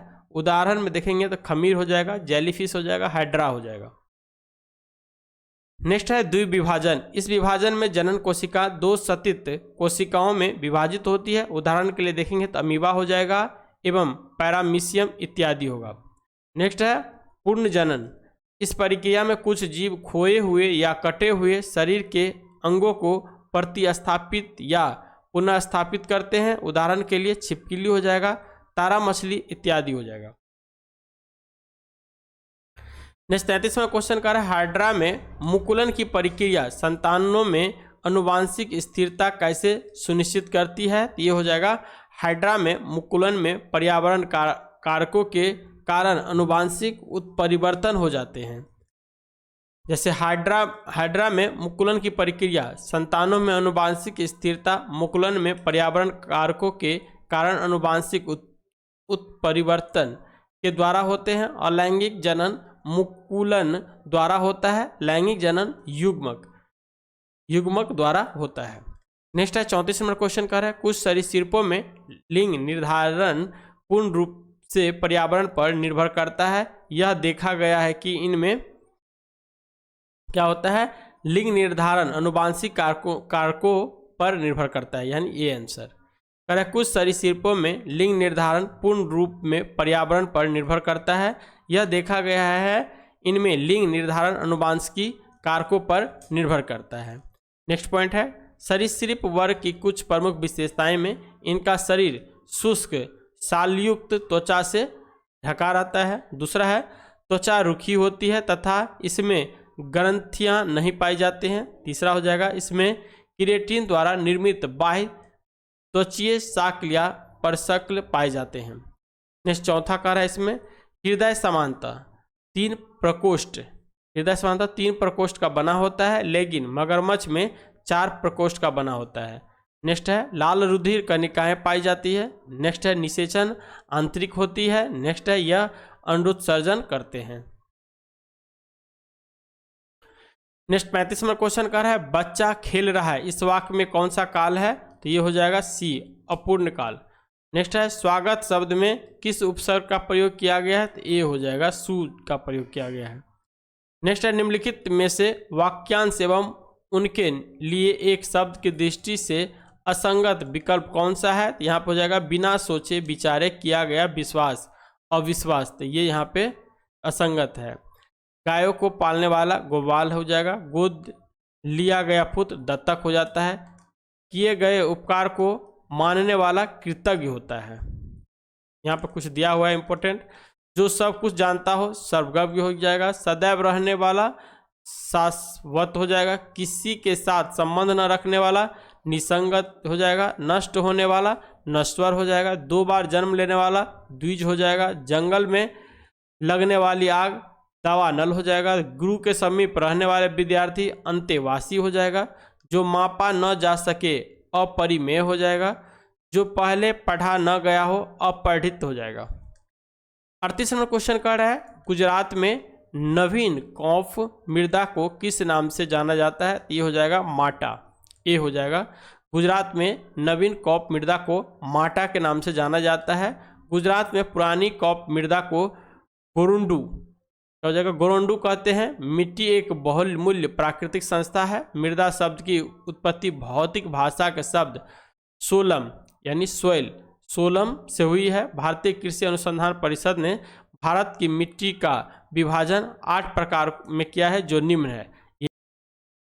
डिस्कशन देखेंगे तो जलोढ़ मिट्टी, जलोढ़ मिट्टी का है यह भारत के सर्वाधिक क्षेत्रफल पर पाए जाने वाले मिट्टी है, जो देश के कुल क्षेत्रफल के लगभग 40% भागों पर फैला हुआ है। नेक्स्ट पॉइंट है, जलोढ़ मिट्टियों में पोटास, फास्फोरस, अम्ल, चूना व कार्बनिक तत्वों की प्रचुरता होती है, परंतु इसमें नाइट्रोजन और ह्यूमस की कमी पाई जाती है। नेक्स्ट पॉइंट है, भूगर्भिक संरचना और संगठन के आधार पर इसे बांगर और खादर में वर्गीकृत किया जाता है। प्राचीन जलोढ़ मिट्टी को बांगर कहा जाता है, जबकि नवीन जलोढ़ मिट्टी को खादर कहा जाता है। दूसरा नंबर जो मिट्टी है वह है काली मिट्टी। भारत में काली मिट्टी का निर्माण ज्वालामुखी विस्फोट से निकलने लावा के ठंड होने के उपरांत विशाल चट्टानों के अपक्षय व अपर्दन से हुआ है। नेक्स्ट पॉइंट है, काली मिट्टी में लोहा, चूना, एल्युमिनियम व कैल्शियम प्रचुर मात्रा में होता है, जबकि नाइट्रोजन, पोटास, फास्फोरस आदि की कमी रहती है। नेक्स्ट पॉइंट है, काली मिट्टी को लावा मिट्टी, चरणोजम मिट्टी, काली कपासी मिट्टी के नाम से भी जाना जाता है। काली मिट्टी को स्वतः जुताई वाली मिट्टी भी कहा जाता है। तीसरे नंबर का जो मिट्टी है वो है लाल मिट्टी। इस मिट्टी का निर्माण जलवायु परिवर्तन के परिणाम स्वरूप रवेदार एवं कायांतरिक शैलों के विघटन एवं वियोजन से होता है। लाल मिट्टी का रंग जो है लौह ऑक्साइड की उपस्थिति के कारण लाल होता है। इस मिट्टी को लाल एवं पीली मिट्टी भी कहते हैं। इस मिट्टी में नाइट्रोजन, फास्फोरस और ह्यूमस की कमी रहती है। नेक्स्ट चौथे नंबर के जो मिट्टी है वो है लेटेराइट मिट्टी। यह मिट्टी मुख्यतः प्रायद्वीपीय भारत के पठारों के ऊपरी भागों में पाया जाता है। 200 सेमी या अधिक वर्षा वाले क्षेत्रों में चूना व सिलिका के निक्षालन से इसकी उत्पत्ति होती है। लेटेराइट मिट्टियों का स्वरूप ईंट जैसा होता है। इस मिट्टी में लो ऑक्साइड एवं एल्युमिनियम ऑक्साइड की प्रचुरता होती है। नेक्स्ट जो मिट्टी है 5 नंबर की वह है पर्वतीय मिट्टी। इस मृदा को वनीय मृदा भी कहते हैं। यह मृदा हिमालय की घाटियों के ढलानों पर 2700 से 3000 मीटर की ऊंचाई के भागों में पाई जाती है। नेक्स्ट है, वनीय मिट्टियों में पोटास, फास्फोरस व चूने का अभाव होता है। नेक्स्ट 6 नंबर की मिट्टी जो है वो है शुष्क और मरुस्थलीय मिट्टी। यह मिट्टी शुष्क व अर्ध शुष्क क्षेत्रों में अरावली पर्वत और सिंध घाटी के मध्यवर्ती क्षेत्रों में पाई जाती है। इस मिट्टी में ह्यूमस व जैव पदार्थ का जो है कम मात्रा में पाया जाता है। नेक्स्ट जो है वह है लवणीय व क्षारीय मिट्टी। यह एक अंततः क्षेत्रीय मिट्टी है जिसका विस्तार सभी जलवायु प्रदेशों में है। इस मिट्टी में सोडियम और मैग्नीशियम की प्रचुरता के कारण यह मिट्टी लवणीय तथा कैल्शियम व पोटास की प्रचुरता के कारण क्षारीय हो जाती है। नेक्स्ट है 8 नंबर की और ये लास्ट मिट्टी है पीट एवं दलदलीय मिट्टियाँ। इसका निर्माण अत्यधिक आर्द्रता वाली दशाओं में बड़ी मात्रा में कार्बनिक तत्वों के जमाव के कारण होता है। यह मुख्यतः तटीय प्रदेश एवं जल जमाव के क्षेत्र में पाई जाती है। इस मिट्टी में घुलनशील लवणों की प्रचुरता होती है, परंतु फास्फोरस व पोटास का अभाव होता है।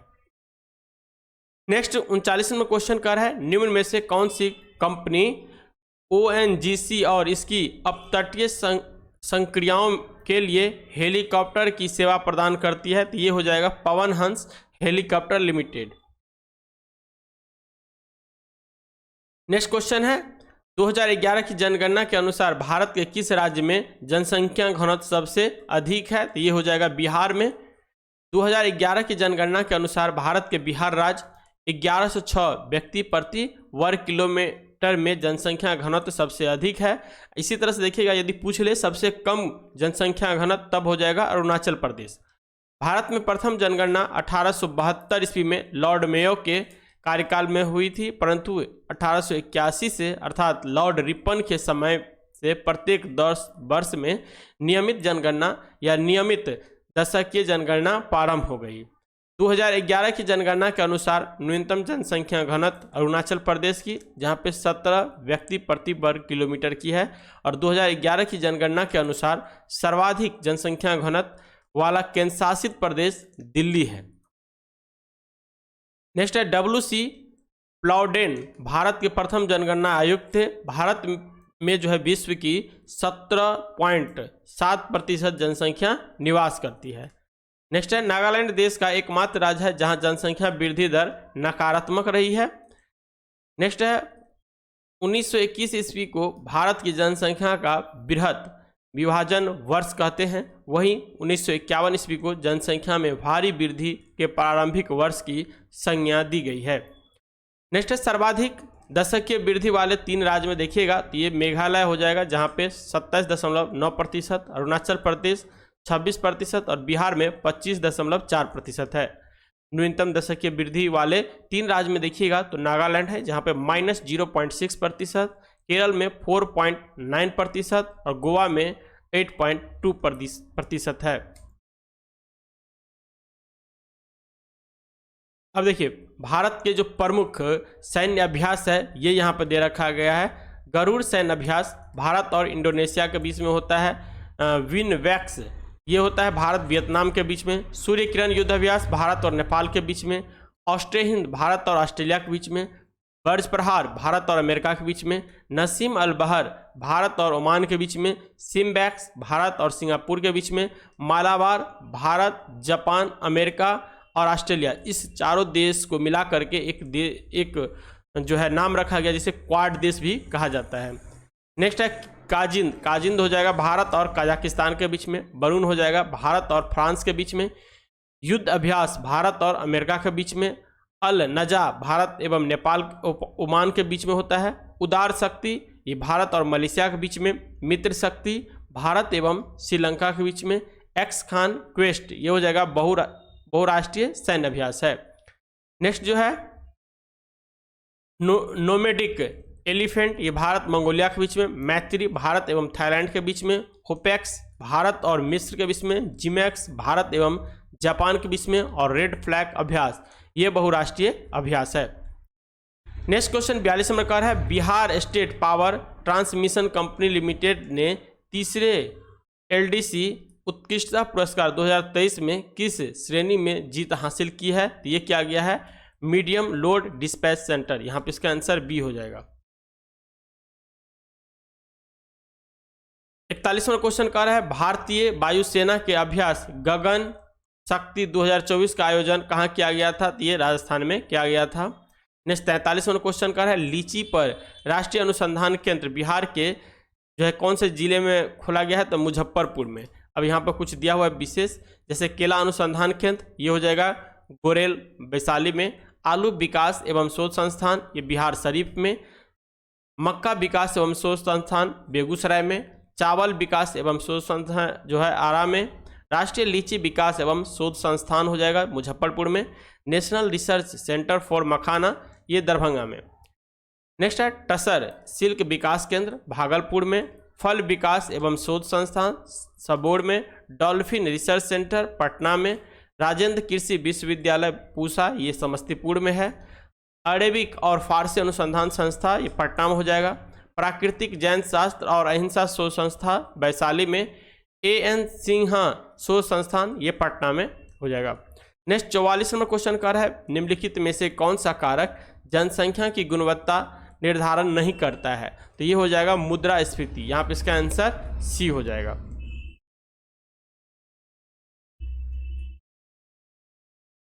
नेक्स्ट क्वेश्चन है 45 नंबर का है, निम्न में से कौन सा गैर बाजार क्रियाओं का उदाहरण है? तो ये हो जाएगा, राम के पास एक गाय है और उसका दूध वह स्वयं उपभोग करता है। तो यहाँ पे इसका आंसर ए हो जाएगा। बाजार क्रिया देखिए क्या कर रहा है, जब कोई व्यक्ति किसान मंडी में बेचने के उद्देश्य से वस्तुओं खाद्यान्नों का उत्पादन करता है तो उसे बाजार क्रिया कहते हैं। और एक आता है गैर बाजार क्रिया, जब कोई व्यक्ति किसान अपने परिवार के उपयोग हेतु वस्तु खाद्यान्न का उत्पादन करता है तो उसे गैर बाजार क्रिया कहते हैं। 46वां क्वेश्चन कह रहा है, बहुराष्ट्रीय निगमों की स्थिति में कौन सा सही नहीं है? तो यहाँ पे बी सही नहीं है, वस्तुओं व सेवाओं का विकास स्तर पर उत्पादन नहीं किया जाता है। यहाँ पे देखिए दे रखा है, बहुराष्ट्रीय नियम के मुख्य कार्य, पहला है अंतर्राष्ट्रीय स्तर पर माल के उत्पादन को नियंत्रण करना, दूसरा है विभिन्न देशों के बीच विभिन्न वस्तुओं के आयात और निर्यात को नियंत्रित करना है। वैश्वीकरण क्या होता है? विश्व के सभी देशों की अर्थव्यवस्था को एक दूसरे के साथ जोड़ने की प्रक्रिया को वैश्वीकरण कहते हैं। बहुराष्ट्रीय कंपनी वैश्वीकरण में मुख्य भूमिका निभा रही है। विभिन्न देशों के बीच अधिक से अधिक वस्तुओं और सेवाओं, निवेश और प्रौद्योगिकी का आदान प्रदान हो रहा है। नेक्स्ट पॉइंट है, भारत में वैश्वीकरण की शुरुआत 1990 के दशक में हुआ था और ये किसके सरकार था उस समय में? उस समय में यह दे रखा है, पीवी नरसिम्हा राव को भारत में वैश्वीकरण का जनक कहा जाता है। उस समय में जो वित्त मंत्री थे वो डॉक्टर मनमोहन सिंह थे, उसी के जो है देखरेख में ये शुरू किया गया था वैश्वीकरण। वैश्वीकरण के जनक पीटर सदरलैंड हैं। ये पूर्व आयरिश अटॉर्नी जनरल, यूरोपीय कमिश्नर थे। वित्त वर्ष 2023-24 में चीन भारत का सबसे बड़ा व्यापारिक साझेदारी रहा है। नेक्स्ट क्वेश्चन है, honesty is an example of, तो यहाँ पे आंसर जो हो जाएगा डी हो जाएगा, अब्स्ट्रैक्ट नॉन, यहाँ पे इसका आंसर डी हो जाएगा। नेक्स्ट क्वेश्चन है, identify the adjective in the given below sentence, all main must D, यहाँ पे इसका आंसर सी ऑल हो जाएगा। यहाँ पे 49 का आंसर जो है सी हो जाएगा। नेक्स्ट 50वां क्वेश्चन कर रहा है, वह स्थान जहां शुक्राणु का अंड से सामना होता है वह हो जाएगा डिंब वाहिनी, यहाँ पे इसका आंसर ए हो जाएगा। कर है, शुक्राणु का अंड से समान डिंब वाहिनी यानी फ्लोपियन ट्यूब में होता है गर्भाशय। नेक्स्ट है गर्भाशय ग्रीवा, जिसे यूट्रीन सर्वेक्स गर्भाशय का निचला हिस्सा है जिसका कार्य गर्भाशय को योनि से जोड़ने का है। नेक्स्ट आता है गर्भाशय 7.5 सेंटीमीटर लंबी, 5 सेंटीमीटर चौड़ी तथा इसके दीवार की मोटाई 2.5 सेंटीमीटर होती है। इसका वजन लगभग 35 ग्राम तथा इसकी आकृति नाशपाती जैसी होती है। इसका मुख्य कार्य निषेचन के बाद बने भ्रूण को सुरक्षा एवं पोषण तथा आश्रय प्रदान करना है। नेक्स्ट है, योनि के द्वारा ही शुक्राणु डिंब वाहिनी या अंडवाहिनी तक पहुंचती है। यह एक नली के समान रचना है। इसके दीवार पर वाल्वोरिथ्रल ग्रंथियां पाई जाती है। नेक्स्ट क्वेश्चन है, डैश मानव शरीर का मुख्य समन्वय केंद्र जो है ये क्या हो जाएगा? मस्तिष्क हो जाएगा, यहाँ पे सी हो जाएगा। मस्तिष्क मानव शरीर का मुख्य समन्वय केंद्र है क्योंकि मस्तिष्क की शरीर के सभी कार्यों के नियंत्रण और सामंजस्य का आधार है। मानव मस्तिष्क का वजन जो होता है वो होता है 1400 ग्राम। बाहरी आघातों से बचने हेतु मानव मस्तिष्क अस्थियों के खोल क्रेनियल में बंद रहता है। मानव मस्तिष्क का सबसे विकसित भाग सेरिब्रम, जो कि स्मृति, इच्छा शक्ति, ऐच्छिक शक्तियों, ज्ञानवाणी, चिंतन व जो है बुद्धिमत्ता का केंद्र होता है। नेक्स्ट है थैलेमस। थैलेमस जो है दर्द, ठंडा तथा गर्म को पहचानने का कार्य करता है। हाइपोथैलेमस भूखा, प्यास, प्यार, घृणा, ताप नियंत्रण आदि के केंद्र होते हैं। रक्तचाप, जल के उपापचय, पसीना, गुस्सा, खुशी इसी के नियंत्रण में आता है। और एक होता है मेंडुला ऑब्लोंगाटा, जो भी अनैच्छिक क्रिया होता है सारा मेडुला ऑब्लोंगाटा के द्वारा होता है। नेक्स्ट 52 नंबर क्वेश्चन कर है कठोर कैल्शियम कार्बोनेट का बना हुआ कंकाल किसका गुण है? तो ये हो जाएगा मोलेस्का का। यहाँ इसका आंसर सी हो जाएगा। कठोर कैल्शियम कार्बोनेट का बना हुआ कंकाल मोलेस्का का गुण है। मोलेस्का समुद्री, ताजे पानी और स्थलीय पर्यावरण में पाए जाते हैं। नेक्स्ट है प्रोटोकार्डेटा का कंकाल कठोर नहीं बल्कि एक नम कार्टिलेजिनस कंकाल का बना होता है। आर्थ्रोपोडा का कंकाल कठोर होता है परंतु यह काइटिन का बना होता है, न कि कैल्शियम कार्बोनेट का। नेक्स्ट है एकाइनोडर्मेटा का भी कंकाल कठोर होता है जो कि कैल्शियम कार्बोनेट से बना होता है। नेक्स्ट 53 नंबर क्वेश्चन कर रहा है निम्नलिखित में से कौन सा कथन लिम्फ या लसिका के संदर्भ में गलत है? यहाँ देखिए लसिका परिवहन का कार्य करती है, सही बात है। लसिका प्लाज्मा के समान व रंगीन होता है, ये भी सही है। लसिका आंत से पाचित व अवशोषित अमीनो अम्ल का परिवहन करता है, यानी सारा सही है इसमें, तो इसका आंसर डी हो जाएगा। लसिका ग्रंथि का 5 मुख्य कार्य देख लेते हैं। लसिका तंत्र शरीर के ऊतकों से रिसने वाले लसिका को बाहर निकालता है और उसे रक्त प्रणाली में भेज देता है। दूसरा कार्य है इसका, यह जो है तंत्र आंत से वसा में घुलनशील विटामिन और प्रोटीन को अवशोषित कर उन्हें वापस रक्त प्रवाह में पहुंचाता है। तीसरा जो है लसिका तंत्र प्रतिरक्षा प्रणाली का हिस्सा है जो रोगाणुओं और अन्य पदार्थों से लड़ने के लिए श्वेत रक्त कोशिकाओं और अन्य प्रतिरक्षा कोशिकाओं का उत्पादन और उत्सर्जन करता है।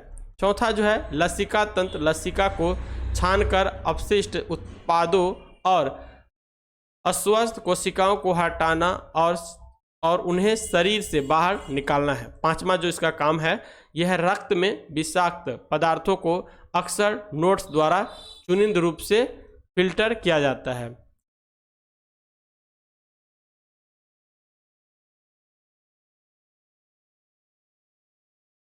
नेक्स्ट 54 नंबर क्वेश्चन कह रहा है एक अपसारी दर्पण है, तो एक अपसारी दर्पण क्या होगा? एक उत्तल दर्पण का उदाहरण होगा।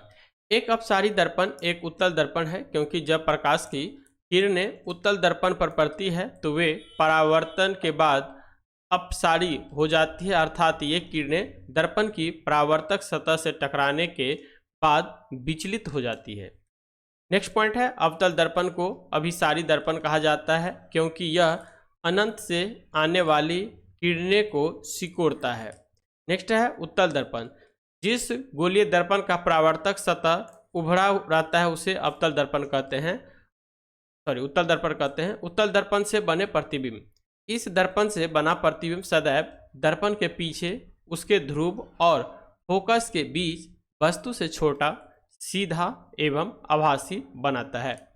नेक्स्ट है यदि किसी वस्तु की उत्तल दर्पण से दूरी बढ़ाया जाए तो दर्पण से बने आभासी एवं सीधे प्रतिबिंब का आकार छोटा हो जाता है तथा उसकी स्थिति दर्पण के पीछे ध्रुव से फोकस की ओर खिसकती जाती है। नेक्स्ट है उत्तल दर्पण का उपयोग, ट्रक या मोटर कारों में चालक के बगल में पृष्ठ दृष्टि दर्पण उत्तल दर्पण होता है।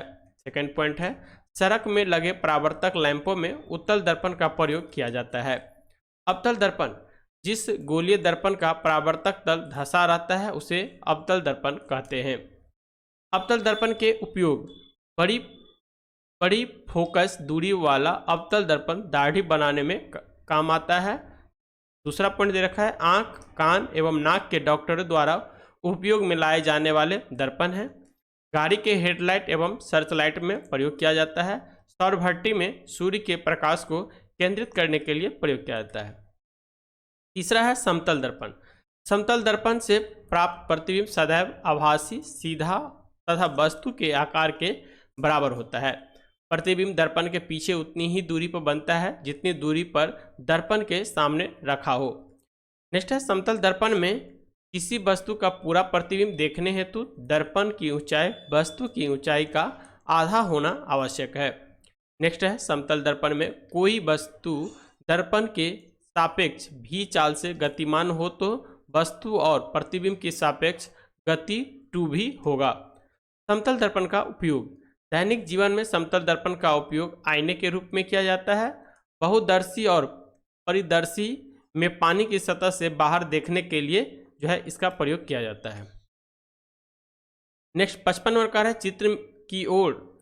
चित्र में एक ओम नियम का साधारण परिपथ दर्शाया गया है। क्वेश्चन है, एक विद्यार्थी एक्स ने ओम के नियम के सत्यापन के लिए एक परिपथ बनाया। परिपथ में उसने कुछ त्रुटि कर दी, उस त्रुटि को सही किया जा सकता है। तो जानते हैं रेजिस्टेंस का मात्रक जो होता है ये ओम होता है। इसका आंसर जो हो जाएगा बी। एमीटर ए को परिपथ के श्रेणी क्रम में तथा वोल्ट मीटर भी को परिपथ के समांतर क्रम में लगाना चाहिए। डिस्कशन दे रखा है, दिए गए परिपथ में एमीटर ए को श्रेणी क्रम में तथा वोल्ट मीटर भी को समांतर क्रम में लगाना चाहिए। यदि किसी चालक के दो बिंदुओं के बीच विभवांतर भी वोल्ट हो तथा उससे प्रवाहित धारा आई एम्पियर हो तो ओम के नियमानुसार भी जो है समानुपाती आई का हो जाएगा, यानी भी बराबर आर, यहाँ पे आर जो है रेजिस्टेंस हो जाता है और आई एम्पियर यानी धारा हो जाता है, जहाँ आर जो है प्रतिरोध। दिया हुआ विद्युत धारा को अमीटर नामक यंत्र से मापा जाता है। इसे परिपथ में सदैव श्रेणी क्रम में लगाया जाता है। एक आदर्श अमीटर का प्रतिरोध 0 होता है। नेक्स्ट है वोल्ट मीटर का प्रयोग परिपथ के किन्हीं दो बिंदुओं के बीच विभवांतर मापने के लिए किया जाता है। इसे परिपथ में सदैव समांतर क्रम में लगाया जाता है। नेक्स्ट पॉइंट है, एक आदर्श वोल्ट मीटर का प्रतिरोध अनंत होता है। नेक्स्ट पॉइंट है विद्युत फ्यूज टीन 63% शीशा। विद्युत का जो फ्यूज होता है वो मिश्रण जो होता है किसका किसका, टीन का, जिसमें 63% टीन होता है और शीशा जो होता है वह 33% का मिश्र धातु का बना होता है। यह सदैव परिपथ के साथ श्रेणी क्रम में जोड़ा जाता है। 56 नंबर क्वेश्चन का है, यदि एक वस्तु का द्रव्यमान 4 गुना होता है तथा इसका वेग आधा हो जाता है तो वस्तु का संवेग होगा, तो ये 2 गुना हो जाएगा। ठीक है, यहाँ पे इसको सॉल्व किया गया है। नहीं, देखिए 57 क्वेश्चन का है, विद्युत उपकरणों को अति भारण के कारण लघु पतन से सुरक्षित रखने के लिए सबसे महत्वपूर्ण सुरक्षा विधि जो है ये क्या है, तो फ्यूज का उपयोग। यहाँ पे इसका आंसर डी हो जाएगा। कह रहा है विद्युत उपकरणों को अतिभार के कारण लघु पतन से सुरक्षित रखने के लिए सबसे महत्वपूर्ण सुरक्षा विधि फ्यूज का उपयोग है। विद्युत फ्यूज परिपथ तथा साधित्रों की सुरक्षा किसी भी अनावश्यक रूप से उच्च विद्युत धारा को उनसे प्रवाहित न होने देकर करता है। फ्यूज को जो है युक्ति के साथ श्रेणी क्रम में जो है संयोजित करते हैं। फ्यूज तार टीन एवं शीशा यानी लेड का मिश्र धातु से बना होता है। यदि परिपथ में किसी निर्दिष्ट मान से अधिक मान की विद्युत धारा प्रवाहित होती है तो फ्यूज तार के तापमान में वृद्धि होती है। इससे जो है फ्यूज तार पिघल जाता है और परिपथ टूट जाता है। नेक्स्ट है फ्यूज तार प्रायः धातु के सिरे वाले पोर्सेलेन अथवा इसी प्रकार के विद्युत रोधी पदार्थ के कार्टिज में रखा जाता है। नोट है, लघु पतन यानी शॉर्ट सर्किट के समय विद्युत परिपथ में विद्युत धारा अत्यधिक बढ़ जाता है। कह रहा है यहाँ पे जो है डैश को भरने के लिए बिहार में यहाँ पे बीर है 13 वन्यजीव अभयारण्य, एक राष्ट्रीय पार्क और एक टाइगर रिजर्व है। बिहार में 13 वन्यजीव अभयारण्य, एक राष्ट्रीय पार्क और एक टाइगर रिजर्व है। बिहार में एकमात्र राष्ट्रीय उद्यान वाल्मीकि राष्ट्रीय उद्यान है जो पश्चिमी चंपारण जिले में स्थित है। यह बाघ संरक्षण के लिए भी समर्पित है और 898.93 वर्ग किलोमीटर में फैला हुआ है। बिहार में प्रमुख अभयारण्य में देखिएगा, जैसे गौतम बुद्ध वन्य जीव अभयारण्य ये गया में है, भीमबाद अभयारण्य ये मुंगेर में है, कांवर झील पक्षी अभयारण्य बेगूसराय में है, कुशेश्वर स्थान पक्षी बिहार अभयारण्य दरभंगा में है, नागी डैम पक्षी अभयारण्य जमुई में है, नकटी डैम या जलाशय पक्षी अभयारण्य जमुई में है, सलीम अली जुबा सहनी बडेला झील पक्षी अभयारण्य वैशाली में है। नेक्स्ट है पंत वन्य जीव अभयारण्य राजगीर में है, रजोला वन्य जीव अभयारण्य नवादा में है, विक्रमशिला गंगे डॉल्फिन अभ्यारण्य भागलपुर में है। उदयपुर वन्यजीव अभ्यारण्य पश्चिम चंपारण में है। वाल्मीकि वन्यजीव अभ्यारण्य पश्चिम चंपारण में है। कैमूर वन्यजीव अभ्यारण्य ये कैमूर एवं रोहतास में फैला हुआ है। नेक्स्ट है सुमेलित करना है, ठीक है। यहाँ पे देखिए भावर, भावर जो हो जाएगा ये जाएगा छिद्रपूर्ण, यहाँ पे इसका आंसर ए दे रखा है, यहाँ पे जाएगा भावर, दो में छिद्रपूर्ण हो जाएगा। तराई हो जाएगा ये घने जंगल और वन प्राणियों वाला क्षेत्र हो जाएगा। बांगर, बांगर क्या होता है, पुरानी मिट्टी को बांगर और नई मिट्टी को खादर कहा जाता है, तो बांगर ये हो जाएगा। खादर जो हो जाएगा ये उबा निक्षेपण, यहाँ पे एक हो जाएगा। इस तरह से इसका आंसर एक हो जाएगा। भाबर मिट्टी हिमालय की तलहटी में स्थित चट्टानी और छिद्रपूर्ण मिट्टी की एक संकरी पट्टी है। यह पहाड़ों से नदियों द्वारा लाए गए मलबे तथा तलछट के जमाव से बनी होती है। भावर जो है शिवालिक पर्वत श्रृंखला के नीचे का क्षेत्र है। भावर में कंकर, गाद और बालू मिलती है। भावर क्षेत्र में खेती नहीं की जा सकती है। अब आता है तराई मिट्टी। तराई मिट्टी का निर्माण हिमालय से नदियों द्वारा लाए गए अवसाद या तलछटी पदार्थों के एकत्रीकरण एवं अवसादन से होता है। यह घने जंगल और वन प्राणियों वाला क्षेत्र है। नेक्स्ट है तराई मिट्टी खेती के लिए उपयुक्त होती है और धान, गन्ना, तंबाकू और बाजरा जैसे फसलों की पैदावार बढ़ती है। नेक्स्ट है तराई मिट्टी में साल के ज़्यादातर समय में नमी रहती है और भूजल स्तर भी ज़्यादा रहता है। उसके बाद आता है बांगर मिट्टी। तो बांगर जानते हैं पुरानी जलोढ़ मिट्टी को बांगर कहा जाता है और नवीन जलोढ़ मिट्टी को खादर कहा जाता है। फिर सुमेलित करना है, नदी है और सहायक नदी। तो देखिए कह रहा है गोदावरी, गोदावरी नदी जो है इसकी सहायक नदी जो हो जाएगा यहाँ पे गोदावरी का 1 का 3 यानी बैनगंगा हो जाएगा। गंगा की सहायक नदी जो हो जाएगा ये हो जाएगा कोसी नदी, गंगा की सहायक नदी है। कृष्णा की सहायक नदी कोयना हो जाएगा और कावेरी की सहायक नदी अमरावती हो जाएगा। नेक्स्ट देखिए यहाँ पे दे रखा है सारे का डिस्कशन। गोदावरी नदी यह प्रायद्वीपीय भारत की सबसे लंबी नदी है जिसकी कुल लंबाई 1465 किलोमीटर है। नेक्स्ट है दक्षिण भारत की सबसे लंबी नदी होने के कारण इसे दक्षिण की गंगा कहते हैं, ठीक है। यदि दक्षिणी गंगा पूछे तो दक्षिणी गंगा में कावेरी नदी आएगा, लेकिन दक्षिण की गंगा पूछे तब आ जाएगा गोदावरी नदी। इस नदी का उद्गम स्थान पश्चिमी घाट की पहाड़ी में स्थित त्र्यंबकेश्वर से हुआ है। गोदावरी की कुछ सहायक नदियों में जैसे देखिएगा प्राणहिता हो जाएगा, पूर्णा हो जाएगा, पेन गंगा हो जाएगा, बेन गंगा हो जाएगा, इंद्रावती हो जाएगा, मंजीरा हो जाएगा। अब आता है गंगा नदी। गंगा नदी भागीरथी और अलकनंदा नदियों के सम्मिलित रूप है जो देवप्रयाग के निकट मिलकर गंगा कहलाती है। गंगा नदी का मुख्य स्रोत उत्तराखंड में स्थित गंगोत्री हिम नदी है। गंगा नदी की प्रमुख सहायक नदी में रामगंगा, गोमती, घाघरा, गंडक, कोसी, सोन, यमुना, महानदी आदि है। गंगा नदी की सर्वाधिक लंबाई उत्तर प्रदेश राज्य में है। फरक्का के बाद गंगा नदी दक्षिण पूर्व की ओर बहते हुए जो है बांग्लादेश में प्रवेश करती है और पद्मा कहलाती है। नेक्स्ट है गंगा और ब्रह्मपुत्र की संयुक्त धारा मेघना के नाम से जाना जाता है और ये कहाँ पे जाना जाता है, ये बांग्लादेश में जाना जाता है। गंगा ब्रह्मपुत्र का डेल्टा विश्व की सबसे बड़ा डेल्टा माना जाता है। नेक्स्ट है कृष्णा नदी। यह प्रायद्वीपीय भारत की दूसरी सबसे लंबी नदी है। यह पश्चिमी घाट महाराष्ट्र में स्थित महाबालेश्वरम से निकलकर दक्षिण पूर्व दिशा में 1400 किलोमीटर लंबाई में प्रभावित होती है, बंगाल की खाड़ी में गिर जाती है, ठीक है। कृष्णा नदी की प्रमुख सहायक नदियां हम देखिएगा तो कोयना हो गया, यारला हो जाएगा, बरना हो जाएगा, पंचगंगा, दूधगंगा, घाट प्रभा, मालप्रभा आदि। इसके बाद जो नदी आती है वो आती है कावेरी नदी।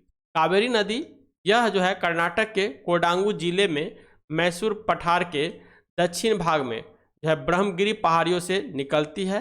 कावेरी नदी को दक्षिण भारत की गंगा, ठीक है, दक्षिणी भारत की गंगा के उपमा प्रदान की गई है। कावेरी नदी के अपवाह क्षेत्रों को दक्षिण भारत का चावल का कटोरा कहा जाता है, यानी rice ball of the south India. Kaveri नदी की प्रमुख सहायक नदियों में हेमावती, लोका, पावनी, अक्रवती, भवानी, अमरावती आदि है। कावेरी नदी पर ही जो है होंगेन वकल जलप्रपात स्थिति है। नेक्स्ट आता है 61 नंबर क्वेश्चन का है, निम्नलिखित में से कौन सा खनिज मोनोजाइट रेत में मिलता है। तो मोनोजाइट जो है ये थोरियम का अयस्क है, यहाँ पे इसका आंसर बी हो जाएगा। मोनोजाइट खनिज थोरियम खनिज मोनोजाइट रेत में मिलता है। थोरियम इसकी प्राप्ति मुख्यतः मोनाजाइट बालू का निक्षेपण से होती है, जिसका निर्माण प्रोक्रैम्बियन काल की चट्टानों के नष्ट होकर चूर्ण बन जाने से हुआ है। यह मोनोजाइट निक्षेपण मुख्यतः केरल के तटवर्ती भागों में पाया जाता है। सोने की जो है गणना बहुमूल्य धातुओं में की जाती है। देश के कुल स्वर्ण उत्पादन का लगभग 98% भाग कंवल कर्नाटक की कोलार तथा हट्टी की स्वर्ण खानों से प्राप्त होती है। कुछ प्रमुख सोने की खान में देखिए तो एक आता है जैसे रामगिरी की खान, ये आंध्र प्रदेश में है। कोलार तथा हट्टी की खान ये कर्नाटक में है। इसके बाद आता है कोयला, यह मुख्य हाइड्रोकार्बन से निर्मित एक ठोस संस्तरित शिला है, जिसे उष्मा व प्रकाश या दोनों की आपूर्ति हेतु ईंधन के रूप में प्रयोग किया जाता है। कार्बन की घटती गुणवत्ता के अनुसार कोयले के प्रमुख 4 प्रकार के होते हैं। पहला जो होता है सबसे उत्तम किस्म का जो कोयला होता है वो होता है एंथ्रासाइट, फिर होता है बिटुमिनस, फिर होता है लिग्नाइट और उसके बाद होता है पीट। एबी लिपि याद रखिएगा, एबी लिपि। नेक्स्ट है सर्वाधिक उच्च गुणवत्ता की कोयला एंथ्रासाइट है, क्योंकि इसमें कार्बन का प्रतिशत जो है 80 से 95% है। सर्वाधिक निम्न गुणवत्ता वाली कोयला पीट कोयला है, क्योंकि इसमें कार्बन की प्रतिशत 35 से 45% है।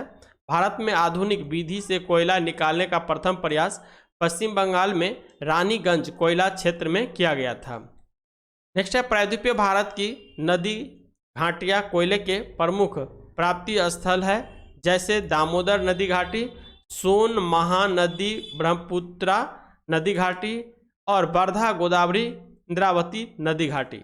पश्चिम बंगाल का रानीगंज कोयला क्षेत्र देश का सबसे महत्वपूर्ण और बड़ा कोयला क्षेत्र है। भारत में लिग्नाइट का सर्वाधिक भंडार तमिलनाडु के मन्नारगुडी में होने का अनुमान लगाया गया है। 2024 में जो है 2024 के अनुसार कोयला उत्पादन राज्य घटते क्रम में तो झारखंड हो जाएगा, उड़ीसा हो जाएगा, छत्तीसगढ़ हो जाएगा और पश्चिम बंगाल हो जाएगा। इसके बाद आता है पेट्रोल, तेल एवं प्राकृतिक गैस निगम ONGC द्वारा 26 स्थलों एवं सागरीय तेल संभावी बेसिनों का पता लगाया गया है। इसमें 2019 के आंकड़ों के अनुसार देश का कुल खनिज तेल भंडार 619 मिलियन टन है। देश का सबसे महत्वपूर्ण एवं प्राचीन तेल क्षेत्र असम में है। यहाँ के तेल क्षेत्रों में डिगबोई नहर, कटिया, हगरी जान, मोरान व सुरमा नदी घाटी प्रमुख है। नेक्स्ट पॉइंट है कर है गुजरात तेल क्षेत्र के अंतर्गत खंभात, अलंकेश्वर, नवगांव, कोशांबा, उल्पाद, ढोलका, मेहसाना, कल्लूल तेल क्षेत्र आता है। मंगला तेल क्षेत्र राजस्थान में स्थित है। नेक्स्ट ये इंग्लिश का दे रखा है, इसको देख लीजिएगा क्वेश्चन। फिर मैथ का दे रखा है दो संख्याओं जिनका योग 28 है और उनका गुणनफल 187 है, तो वह संख्या होगा ए हो जाएगा इसका आंसर। बी में फिर मैथ दे रखा है, इसका आंसर सी हो जाएगा। ये देखिए यहाँ पर दिया हुआ है निम्नलिखित में से कौन सा विकल्प सही है। वृत्त के बाहर स्थित किसी बिंदु से जाने वाली वृत्त पर एक और केवल एक स्पर्श रेखा है। वह बिंदु से वृत्त पर खींची गई स्पर्श रेखाओं की लंबाई बराबर होती है, तो इसका आंसर बी हो जाएगा। मैथ का ही क्वेश्चन है, इसमें बी आंसर हो जाएगा। ये भी मैथ का क्वेश्चन है। नेक्स्ट क्वेश्चन है डैश में SER 20 तथा दवाओं को निराविषीकरण करने में महत्वपूर्ण भूमिका निभाते हैं, तो ये हो जाएगा यकृत कोशिकाएं। डिस्कशन है यकृत कोशिकाओं में SER स्मूथ इंडोप्लाज्मिक रेटिकुलम 20 तथा दवाओं को निराविषीकरण करने में महत्वपूर्ण भूमिका निभाती है। यकृत कोशिकाओं यकृत के अधिकांश कार्यों को नियंत्रण करती है, जैसे विषाक्त पदार्थों का निराविषीकरण, पाचन, एंजाइमों का स्राव, रक्त शोधन, प्रोटीन संश्लेषण, ग्लाइकोजन संचयन, हार्मोन नियमन आदि। फिर सूची 1 को सूची 2 से मिलाइए। तो यहाँ पे देखिए द्रव संयोजी उत्तक, द्रव संयोजी उत्तर जो जाएगा इसका मिलान होगा 1 यानी स्पाइनल कॉर्ड हो जाएगा। उपाकला उत्तक ये जाएगा 3 में, रक्त में। जोड़ों की सतह ये जाएगा 1 का 3 है, 1 का इसमें यह 3 में जाएगा। 1 मिनट देखिए, द्रव संयोजी उत्तक ये जाएगा 1 का 3, रक्त यहाँ पे बी आंसर है, रक्त में चल जाएगा। उपाकला उत्तक ये जाएगा 2 यानी त्वचा में। जोड़ों की सतह ये जाएगा उपास्थि में। तंत्रिका उत्तक, तंत्रिका उत्तक जो जाएगा ये जाएगा स्पाइनल कॉर्ड में। यहाँ पर सेम दे रखा है। कर है यदि सिद्ध करने के लिए कि जीव की उत्पत्ति कार्बनिक अणुओं से हुई है, मिलर और यूरे द्वारा एक प्रयोग किया गया था। उन्होंने जो गैस ली वे थी, इसमें हो जाएगा डी, मीथेन, अमोनिया और हाइड्रोजन। यह सिद्ध करने के लिए कि जीवन की उत्पत्ति कार्बन अणुओं से हुई है, मिलर और यूरे द्वारा एक प्रयोग किया गया था। उन्होंने गैसें ली वे थी methane, ammonia, hydrogen. Next math का क्वेश्चन है, इसे सोल्व करिएगा, इसका आंसर डी आ जाएगा।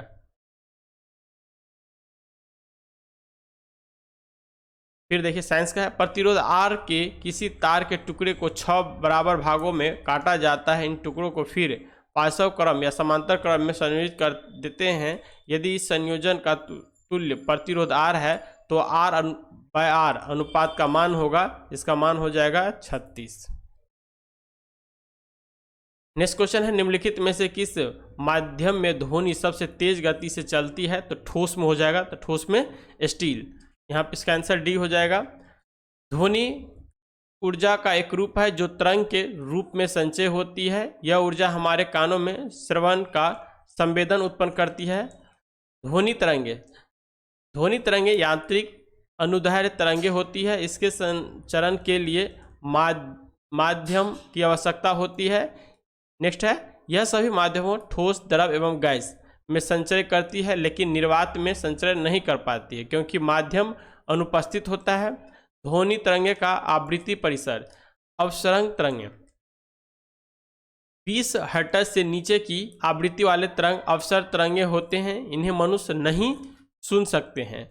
राइनोसिरस या गेंडा 5 हर्ट्ज तक की आवृत्ति के अवसरण ध्वनि का उपयोग संपर्क स्थापित करता है। वेल तथा हाथी अवसर ध्वनि परिसर की ध्वनि की उत्पन्न करते हैं।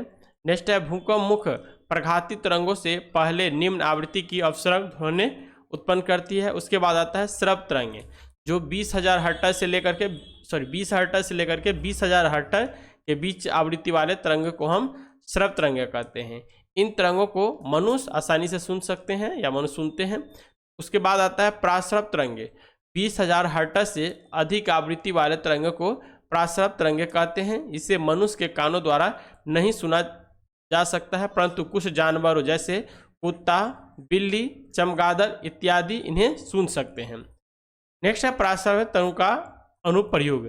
प्राश्रव्य तरंगे का जो प्रयोग होता है वो संकेत भेजने में होता है, समुद्र की गहराई का पता लगाने में होता है। तीसरा है कीमती कपड़ों या वायुयान तथा घड़ियों के पुर्जों को साफ करने में होता है। नेक्स्ट है कल कारखाने में चिमनियों के कालिख हटाने में होता है। नेक्स्ट है दूध के अंदर के हानिकारक जीवाणु को नष्ट करने के लिए होता है। नेक्स्ट है गठिया रोग के उपचार एवं मस्तिष्क के ट्यूमर का पता लगाने में होता है। नेक्स्ट है देखिए ध्वनि की चाल। ध्वनि की चाल विभिन्न माध्यमों में भिन्न भिन्न होती है।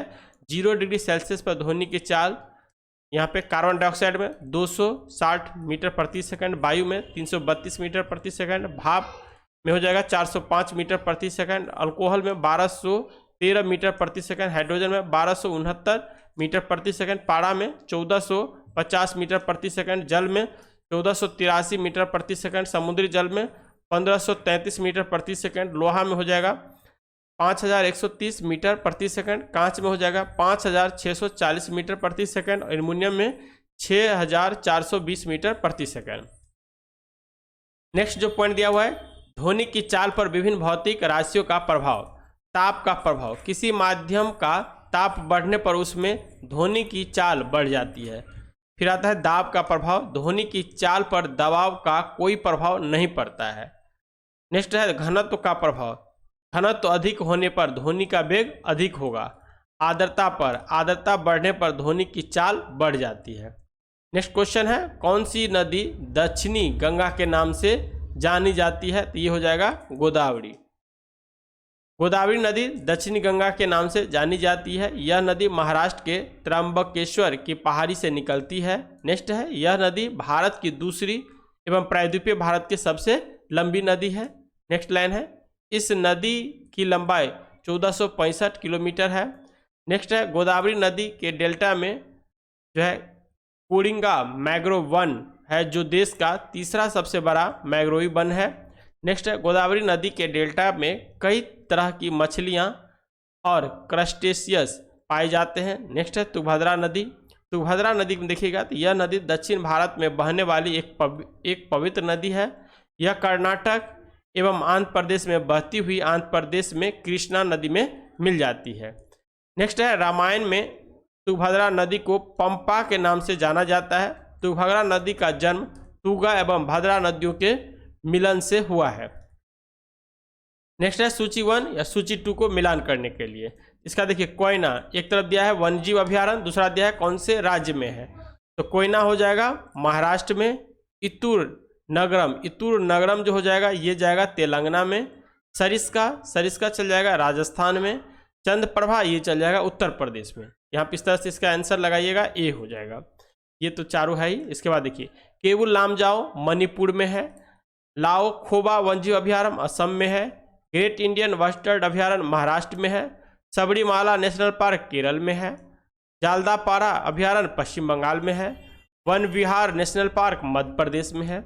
रेगिस्तान राष्ट्रीय पार्क राजस्थान में है। गोगाबिल पक्षी विहार ये आपको बिहार में है। नेक्स्ट लाइन है भारत में वर्ष 1972 में वन्यजीव संरक्षण अधिनियम पारित किया गया जिसके अंतर्गत राष्ट्रीय उद्यान नेशनल पार्क तथा वन्यजीव अभयारण्य की स्थापना हुई थी। वन्यजीव अभयारण्य वर्ल्ड लाइफ सेंचुरी का गठन किसी प्रजाति अथवा कुछ विशिष्ट प्रजाति के संरक्षण के लिए किया जाता है। नेक्स्ट लाइन है राष्ट्रीय उद्यानों का गठन विशेष प्रकार की शरण स्थली के रूप में जो है किया जाता है, अर्थात ये हैबिटेट ओरिएंटेड होते हैं। भारत का सबसे बड़ा राष्ट्रीय उद्यान लद्दाख के लेह जनपद में है। नेक्स्ट है जिसका नाम हेमिस है। भारत का प्रथम राष्ट्रीय उद्यान हेली राष्ट्रीय उद्यान है जिसका बाद में जिम कॉर्बेट कहा जाता है, जिसका नाम बदल के बाद में जिम कॉर्बेट, और अभी इसका नाम जो है फिर बदल दिया गया है और इसका नाम हो गया है रामगंगा राष्ट्रीय उद्यान, क्योंकि जिम कॉर्बेट के बीच से रामगंगा नदी निकलती है। ये कहाँ पे है? उत्तराखंड में है। नेक्स्ट 97वां क्वेश्चन कर रहा है बिहार में जब पहली बार राष्ट्रपति शासन लगाया गया था उस समय राज्य के राज्यपाल थे, तो हो जाएगा नित्यानंद कानूनगो। बिहार में जब पहली बार राष्ट्रपति शासन लगाया गया था तब बिहार के राज्यपाल या गवर्नर नित्यानंद कानूनगो एवं मुख्यमंत्री भोला पासवान शास्त्री थे। ये चीज आपको याद रखना है। नेक्स्ट पॉइंट जो कह रहा है बिहार में पहली बार राष्ट्रपति शासन 29 जून 1968 को लगाया गया, जो 26 फरवरी 1969 तक जो है जारी रहा था। नेक्स्ट पॉइंट है बिहार में प्रथम राष्ट्रपति शासन के दौरान बिहार के राज्यपाल नित्यानंद कानूनगो छठे थे। नेक्स्ट पॉइंट है जब बिहार में राष्ट्रपति शासन लागू हुआ तब भारत के राष्ट्रपति डॉक्टर जाकिर हुसैन एवं प्रधानमंत्री इंदिरा गांधी थे। नेक्स्ट पॉइंट है यदि कोई राज्य सरकार जानबूझकर संविधान के निर्देशों का उल्लंघन करे अथवा राज्य में ऐसी स्थितियां खड़ी हो जाए जहां सरकार संविधान के अनुरूप शासन नहीं चला पाए तो उस राज्य में राष्ट्रपति शासन लगाया जा सकता है। नेक्स्ट पॉइंट है बिहार में राष्ट्रपति शासन अभी तक कुल 8 बार लगाया गया है। नेक्स्ट पॉइंट है अंतिम बार राष्ट्रपति शासन सन 2005 में लगाया गया था। इस समय राज्यपाल बूटा सिंह एवं मुख्यमंत्री राबड़ी देवी थी। नेक्स्ट पॉइंट है बिहार की प्रथम महिला मुख्यमंत्री राबड़ी देवी थी। नेक्स्ट पॉइंट है वर्तमान में 2025 बिहार के राज्यपाल आरिफ मोहम्मद खान हैं। अब यहाँ पे जो है सो सारे के सारे राज्यपाल का नाम दे रखा है, तो शुरू से आप एक चीज़ याद रखिएगा, शुरू से 6, क्योंकि 6 तक इम्पोर्टेंट है, इसको याद रखना है। अब बाद में जो है 5 याद रखिए। जैसे पहला राज्यपाल जयराम दास दौलता राम था, उनका कार्यकाल 15 अगस्त 1947 से लेकर 11 जनवरी 1948 तक था। माधव श्रीहरि अने, ये 12 जनवरी 1948 से लेकर 14 जून 1952 तक था। उसके बाद आता है रंगनाथ रामचंद्र दिवाकर, जो आपके 15 जून 1952 से लेकर 5 जुलाई 1957 तक था। उसके बाद डॉक्टर जाकिर हुसैन, ये 6 जुलाई 1957 से लेकर के 11 मई 1962 तक था। फिर आता है मधुभूषण अनंत सायनम अयंगर, ये 12 मई 1962 से लेकर 6 दिसंबर 1967 तक था। उसके बाद 6 नंबर का आता है नित्यानंद कानूंगो, ये 7 दिसंबर 1967 से 20 जनवरी 1971 तक था। नेक्स्ट, अब लास्ट का हम जो है सो 4 देख लेंगे, ठीक है। इसके बाद जो है ये आपका राज्यपाल का कार्य कंप्लीट हो जाएगा।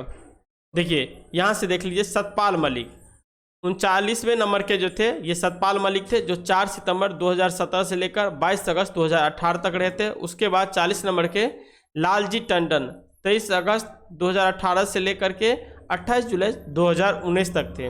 उसके बाद आता है फागू चौहान, जो 29 जुलाई 2019 से लेकर 16 फरवरी 2023 तक थे। उसके बाद राजेंद्र विश्वनाथ अलंकर 17 फरवरी 2023 से लेकर 1 जनवरी 2025 तक।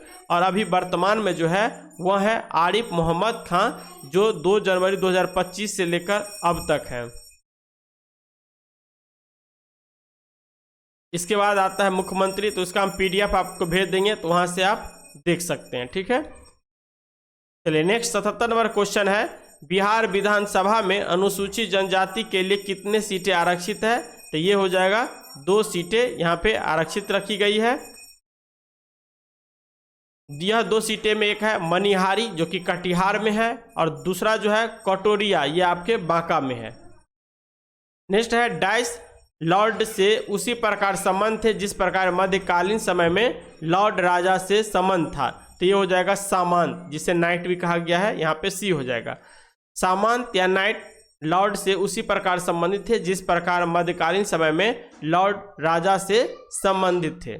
नेक्स्ट है 9वीं सदी से यूरोप में स्थानीय युद्ध प्रायः होते रहते थे। शौकिया कृषक सैनिक पर्याप्त नहीं थे और कुशल अश्वसेना की आवश्यकता थी। नेक्स्ट लाइन है इसमें, इसके एक नए वर्ग को बढ़ावा दिया जो नाइट्स कहलाते थे। वे लॉर्ड से उसी प्रकार का संबंध था जिस प्रकार लॉर्ड राजा से संबंध था।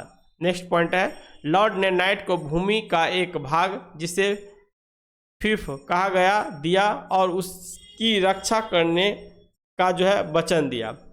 नेक्स्ट है फिफ को उत्तराधिकारी में पाया जा सकता था कि यह 1000 से 2000 एकड़ या इससे अधिक में फैली हुई हो सकती थी, जिसमें नाइट और इसके परिवार के लिए एक पवन चक्की और मंदिरा संपीड़क के अतिरिक्त इसके परिवार के लिए घर, चर्च और उस पर निर्भर व्यक्तियों के रहने की व्यवस्था शामिल थी। और इतना इम्पोर्टेंट इसमें नहीं दिया गया है। नेक्स्ट 79 नंबर क्वेश्चन कर रहा है, फिलीबंगा पुरातत्व स्थल किस भारतीय राज्य में स्थित है? तो ये हो जाएगा राजस्थान में। नेक्स्ट है, यह सिंधु सभ्यता का एक महत्वपूर्ण केंद्र माना जाता है। इस स्थल पर व्यापक पुरातात्विक खुदाई हुई जिससे महत्वपूर्ण कलाकृतियाँ, मिट्टी के बर्तन, उपकरण और अन्य अवशेष मिले हैं। 80 नंबर क्वेश्चन है, शेख निजामुद्दीन औलिया की दरगाह कहाँ स्थित है? तो ये आपको दिल्ली में हो जाएगा, यहाँ पे इसका आंसर डी हो जाएगा। शेख निजामुद्दीन औलिया की दरगाह दिल्ली में स्थित है। यह चिश्ती संप्रदाय के चौथे संत थे, सबसे प्रसिद्ध सूफी संतों में से एक थे। इन्हें हजरत निजामुद्दीन और महबूब ए इलाही, ईश्वर का प्रिय के नाम से भी जाना जाता है। इनके कुछ प्रसिद्ध शिष्यों में शेख नसीरुद्दीन चिराग देहलवी, अमीर खुसरो जैसे कवि शामिल थे। निजामुद्दीन औलिया का संबंध गयासुद्दीन तुगलक से अच्छे नहीं थे। निजामुद्दीन औलिया की मृत्यु 3 अप्रैल 1325 को हुई थी। तुगलक वंश के मोहम्मद बिन तुगलक ने हजरत निजामुद्दीन औलिया की दरगाह का निर्माण करवाया। नेक्स्ट है 81 नंबर क्वेश्चन कह रहा है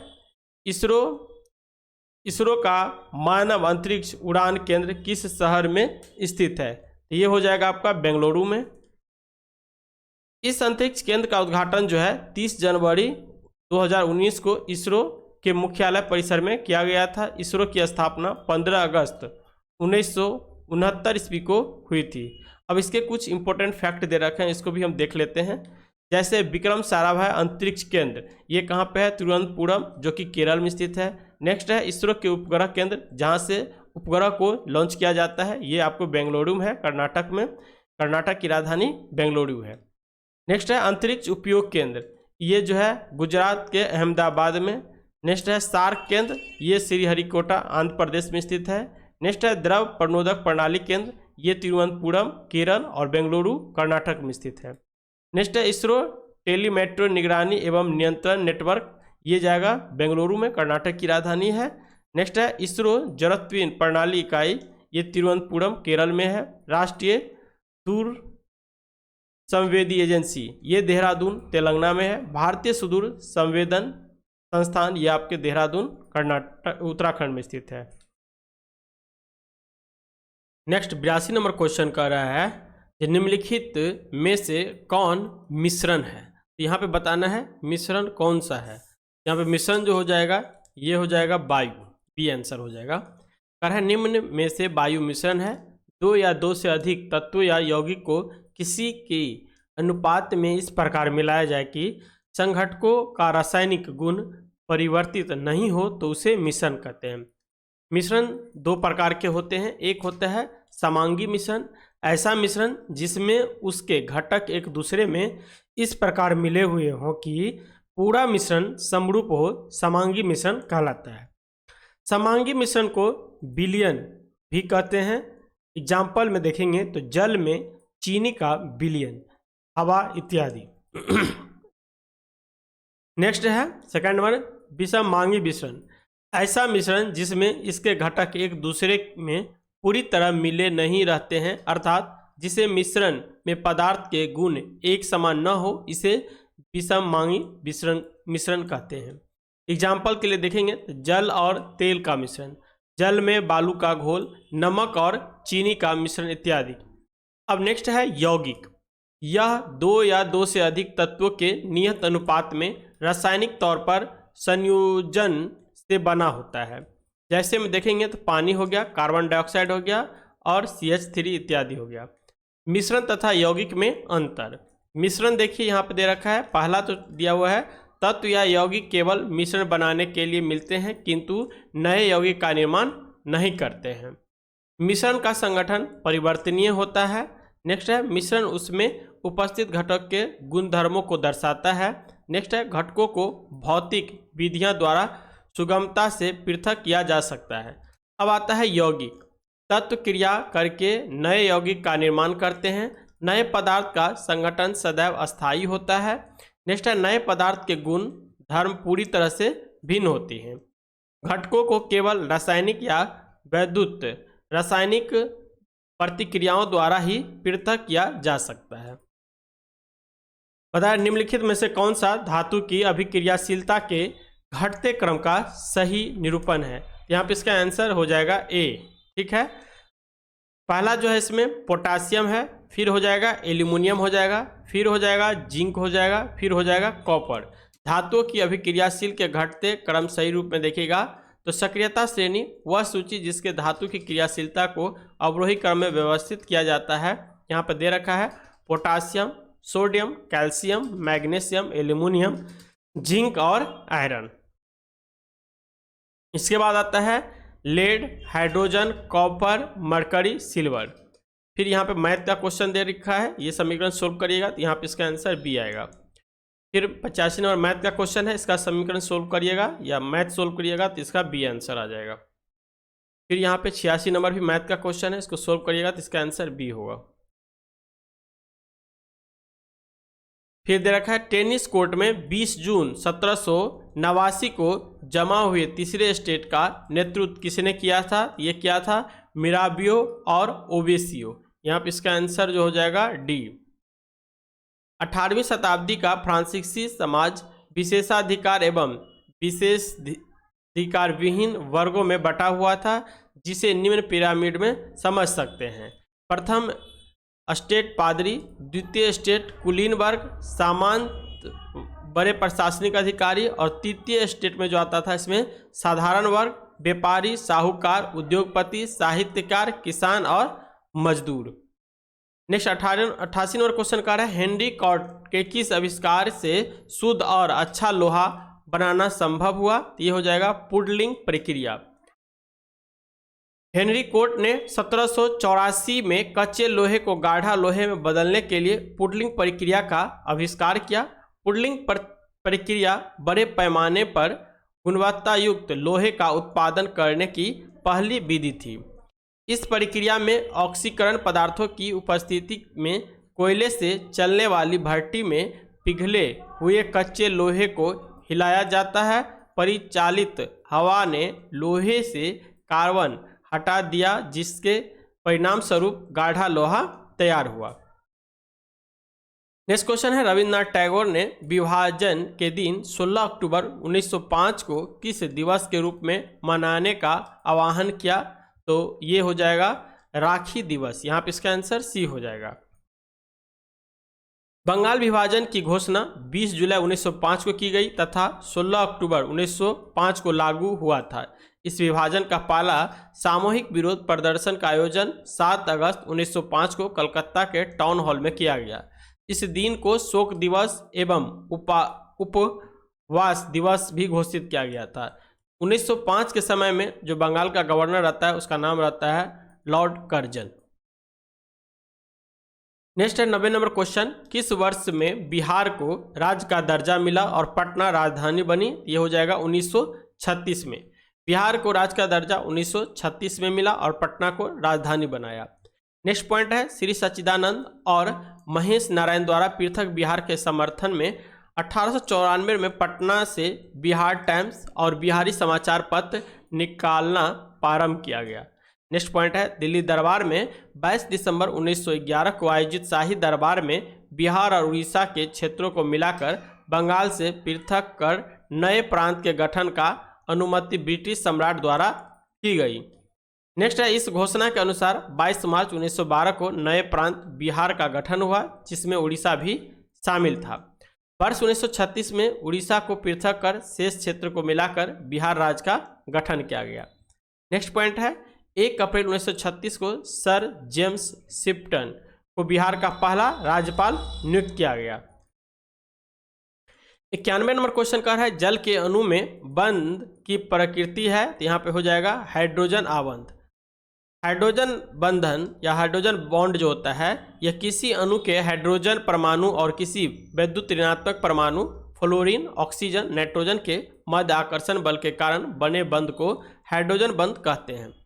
जब हाइड्रोजन बंध 2 या 2 से अधिक अणुओं के मध्य बनता है तो इसे अंतर अणुक हाइड्रोजन बंध कहते हैं। जैसे हो जाएगा तो H2O, HF, NH3, H2O2, C2H5OH आदि। जब हाइड्रोजन बंध एक ही अणु के परमाणुओं के बीच बनता है तो इसे अंतरा या अंतः अणु हाइड्रोजन बंध कहते हैं, जैसे कि प्रोटीन, DNA, RNA। नेक्स्ट है हाइड्रोजन बंधन एक कमजोर स्थिर वैद्युत आकर्षण बल है जो सहसंयोजी बंधन से कमजोर होते हैं। नेक्स्ट है सहसंयोजी आबंध, यह समान या असमान तत्वों के परमाणुओं के बीच इलेक्ट्रॉनों की साझेदारी के फलस्वरूप बनता है। जिन यौगिक में यह बंध उपस्थित होता है उसे सहसंयोजिक यौगिक कहते हैं। नेक्स्ट है सहसंयोजिक बंधन बनाने वाले प्रत्येक परमाणु द्वारा इलेक्ट्रॉन की साझेदारी की अष्टक प्राप्त किया जाता है। यहाँ पे दे रखा है, ठीक है, पिक्चर में। नेक्स्ट है उप सहसंयोजी बंधन, उप सहसंयोजी आबंध। जब परमाणुओं के मध्य साझे का इलेक्ट्रॉन युग्म केवल एक परमाणु द्वारा प्राप्त हो तो ऐसे बंध को उप सहसंयोजी बंध कहते हैं। जैसे अमोनिया क्लोराइड हो जाएगा, अमोनिया ब्रोमाइड हो जाएगा, नाइट्रिक अम्ल हो जाएगा, इत्यादि हो जाएगा। अब आता है आयनिक बंध। जब बंध का निर्माण इलेक्ट्रॉन के स्थानांतरण द्वारा होता है तो उसे आयनिक बंध कहते हैं। आयनिक बंध में आयन आपस में मजबूत विद्युत आकर्षण बल द्वारा जुड़े होते हैं, जिन्हें अलग करने के लिए अत्यधिक ऊष्मीय ऊर्जा की आवश्यकता होती है। अतः आयनिक बंध के क्वथनांक एवं गलनांक जो है ये उच्च होता है। नेक्स्ट क्वेश्चन है C6H14 के लिए संरचनाएं समन्वय की संख्या क्या होगी? तो ये हो जाएगा 5 यहाँ पे। यहाँ देखिए समावयवता, वे यौगिक जिनके आणविक सूत्र एक ही होते हैं किंतु जिनके अणुओं में परमाणु की व्यवस्था भिन्न भिन्न होती है तथा भौतिक एवं रासायनिक गुण भिन्न भिन्न होते हैं, समावयवी कहलाते हैं और ऐसी घटना समावयवता कहलाती है। नेक्स्ट है नॉर्मल ब्यूटेन और आइसो ब्यूटेन दोनों का आणविक सूत्र C4H10 होता है। नेक्स्ट है समावयवता का वर्गीकरण 2 प्रमुख वर्गों में किया गया है। पहला है संरचनात्मक समावयवता, कार्बनिक यौगिकों की संरचना में अंतर होने के कारण संरचनात्मक समावयवता की घटना पाई जाती है। दूसरा जो है त्रिवियम समावयवता, कार्बनिक यौगिक के अणुओं की उपस्थिति, परमाणुओं एवं मूलकों के अंतरिक्ष में विन्यास की भिन्नताएं के कारण त्रिविय समावयवता की घटना पाई जाती है। 93वां क्वेश्चन कर रहा है यहाँ पे अल्फा कण है। अल्फा कण क्या होता है? तो ये होता है द्विआवेशित हीलियम आयन। अल्फा किरणें की गुण, ये किरणें विद्युत क्षेत्र तथा चुंबकीय क्षेत्र में विक्षेपित हो जाती है, जिससे पता चलता है कि अल्फा किरणें धन आवेशित कणों से मिलकर बनती है। सेकेंड पॉइंट है अल्फा कणों पर इलेक्ट्रॉन के आवेश का दुगुना धन आवेश यानी 2 इलेक्ट्रॉन्स होता है। तीसरा पॉइंट है इसका द्रव्यमान हीलियम के परमाणु के द्रव्यमान के बराबर होते हैं, इसे He⁴ द्वारा दर्शाया जाता है। इन कण में 2 प्रोटॉन और 2 न्यूट्रॉन होते हैं। चौथा पॉइंट कह रहा है अल्फा किरणें जब किसी गैस से होकर गुजरती है तो तीव्र आयनीकरण करती है। नेक्स्ट 5वां है अल्फा किरणें फोटोग्राफी प्लेट पर प्रभाव डालती है। नेक्स्ट 6 नंबर पॉइंट है अल्फा किरणें के कणों का चाल प्रकाश के चाल से काफ़ी कम यानी 1/10वां भाग होता है। नेक्स्ट पॉइंट है अल्फा कणों की बंधन क्षमता बहुत कम होता है। नेक्स्ट पॉइंट है धातु की पत्तियों से गुजरने पर इन कणों का परिकीर्णन हो जाता है। उसके बाद आता है गामा किरणें। गामा किरणें विद्युत चुंबकीय तरंगे होती है। ये जो है किरणें प्रकाश की चाल से गमन करती है। नेक्स्ट है वेदन क्षमता बहुत अधिक होती है। ये बिना अवशोषित हुए लोहे की 30 सेंटीमीटर मोटी चादर के पार निकल सकती है। गामा किरणें की उत्पत्ति एक नाभिकीय गुण से हुई है। ये किरणें धातु पृष्ठ पर आपतित होकर फोटो इलेक्ट्रॉन उत्सर्जित करती है। उसके बाद आता है बीटा किरणें। ये किरणें प्रायः ऋण आवेशित कणों से मिलकर बनती है। ये किरणें फोटोग्राफी प्लेटों को सबसे अधिक प्रभावित करती है।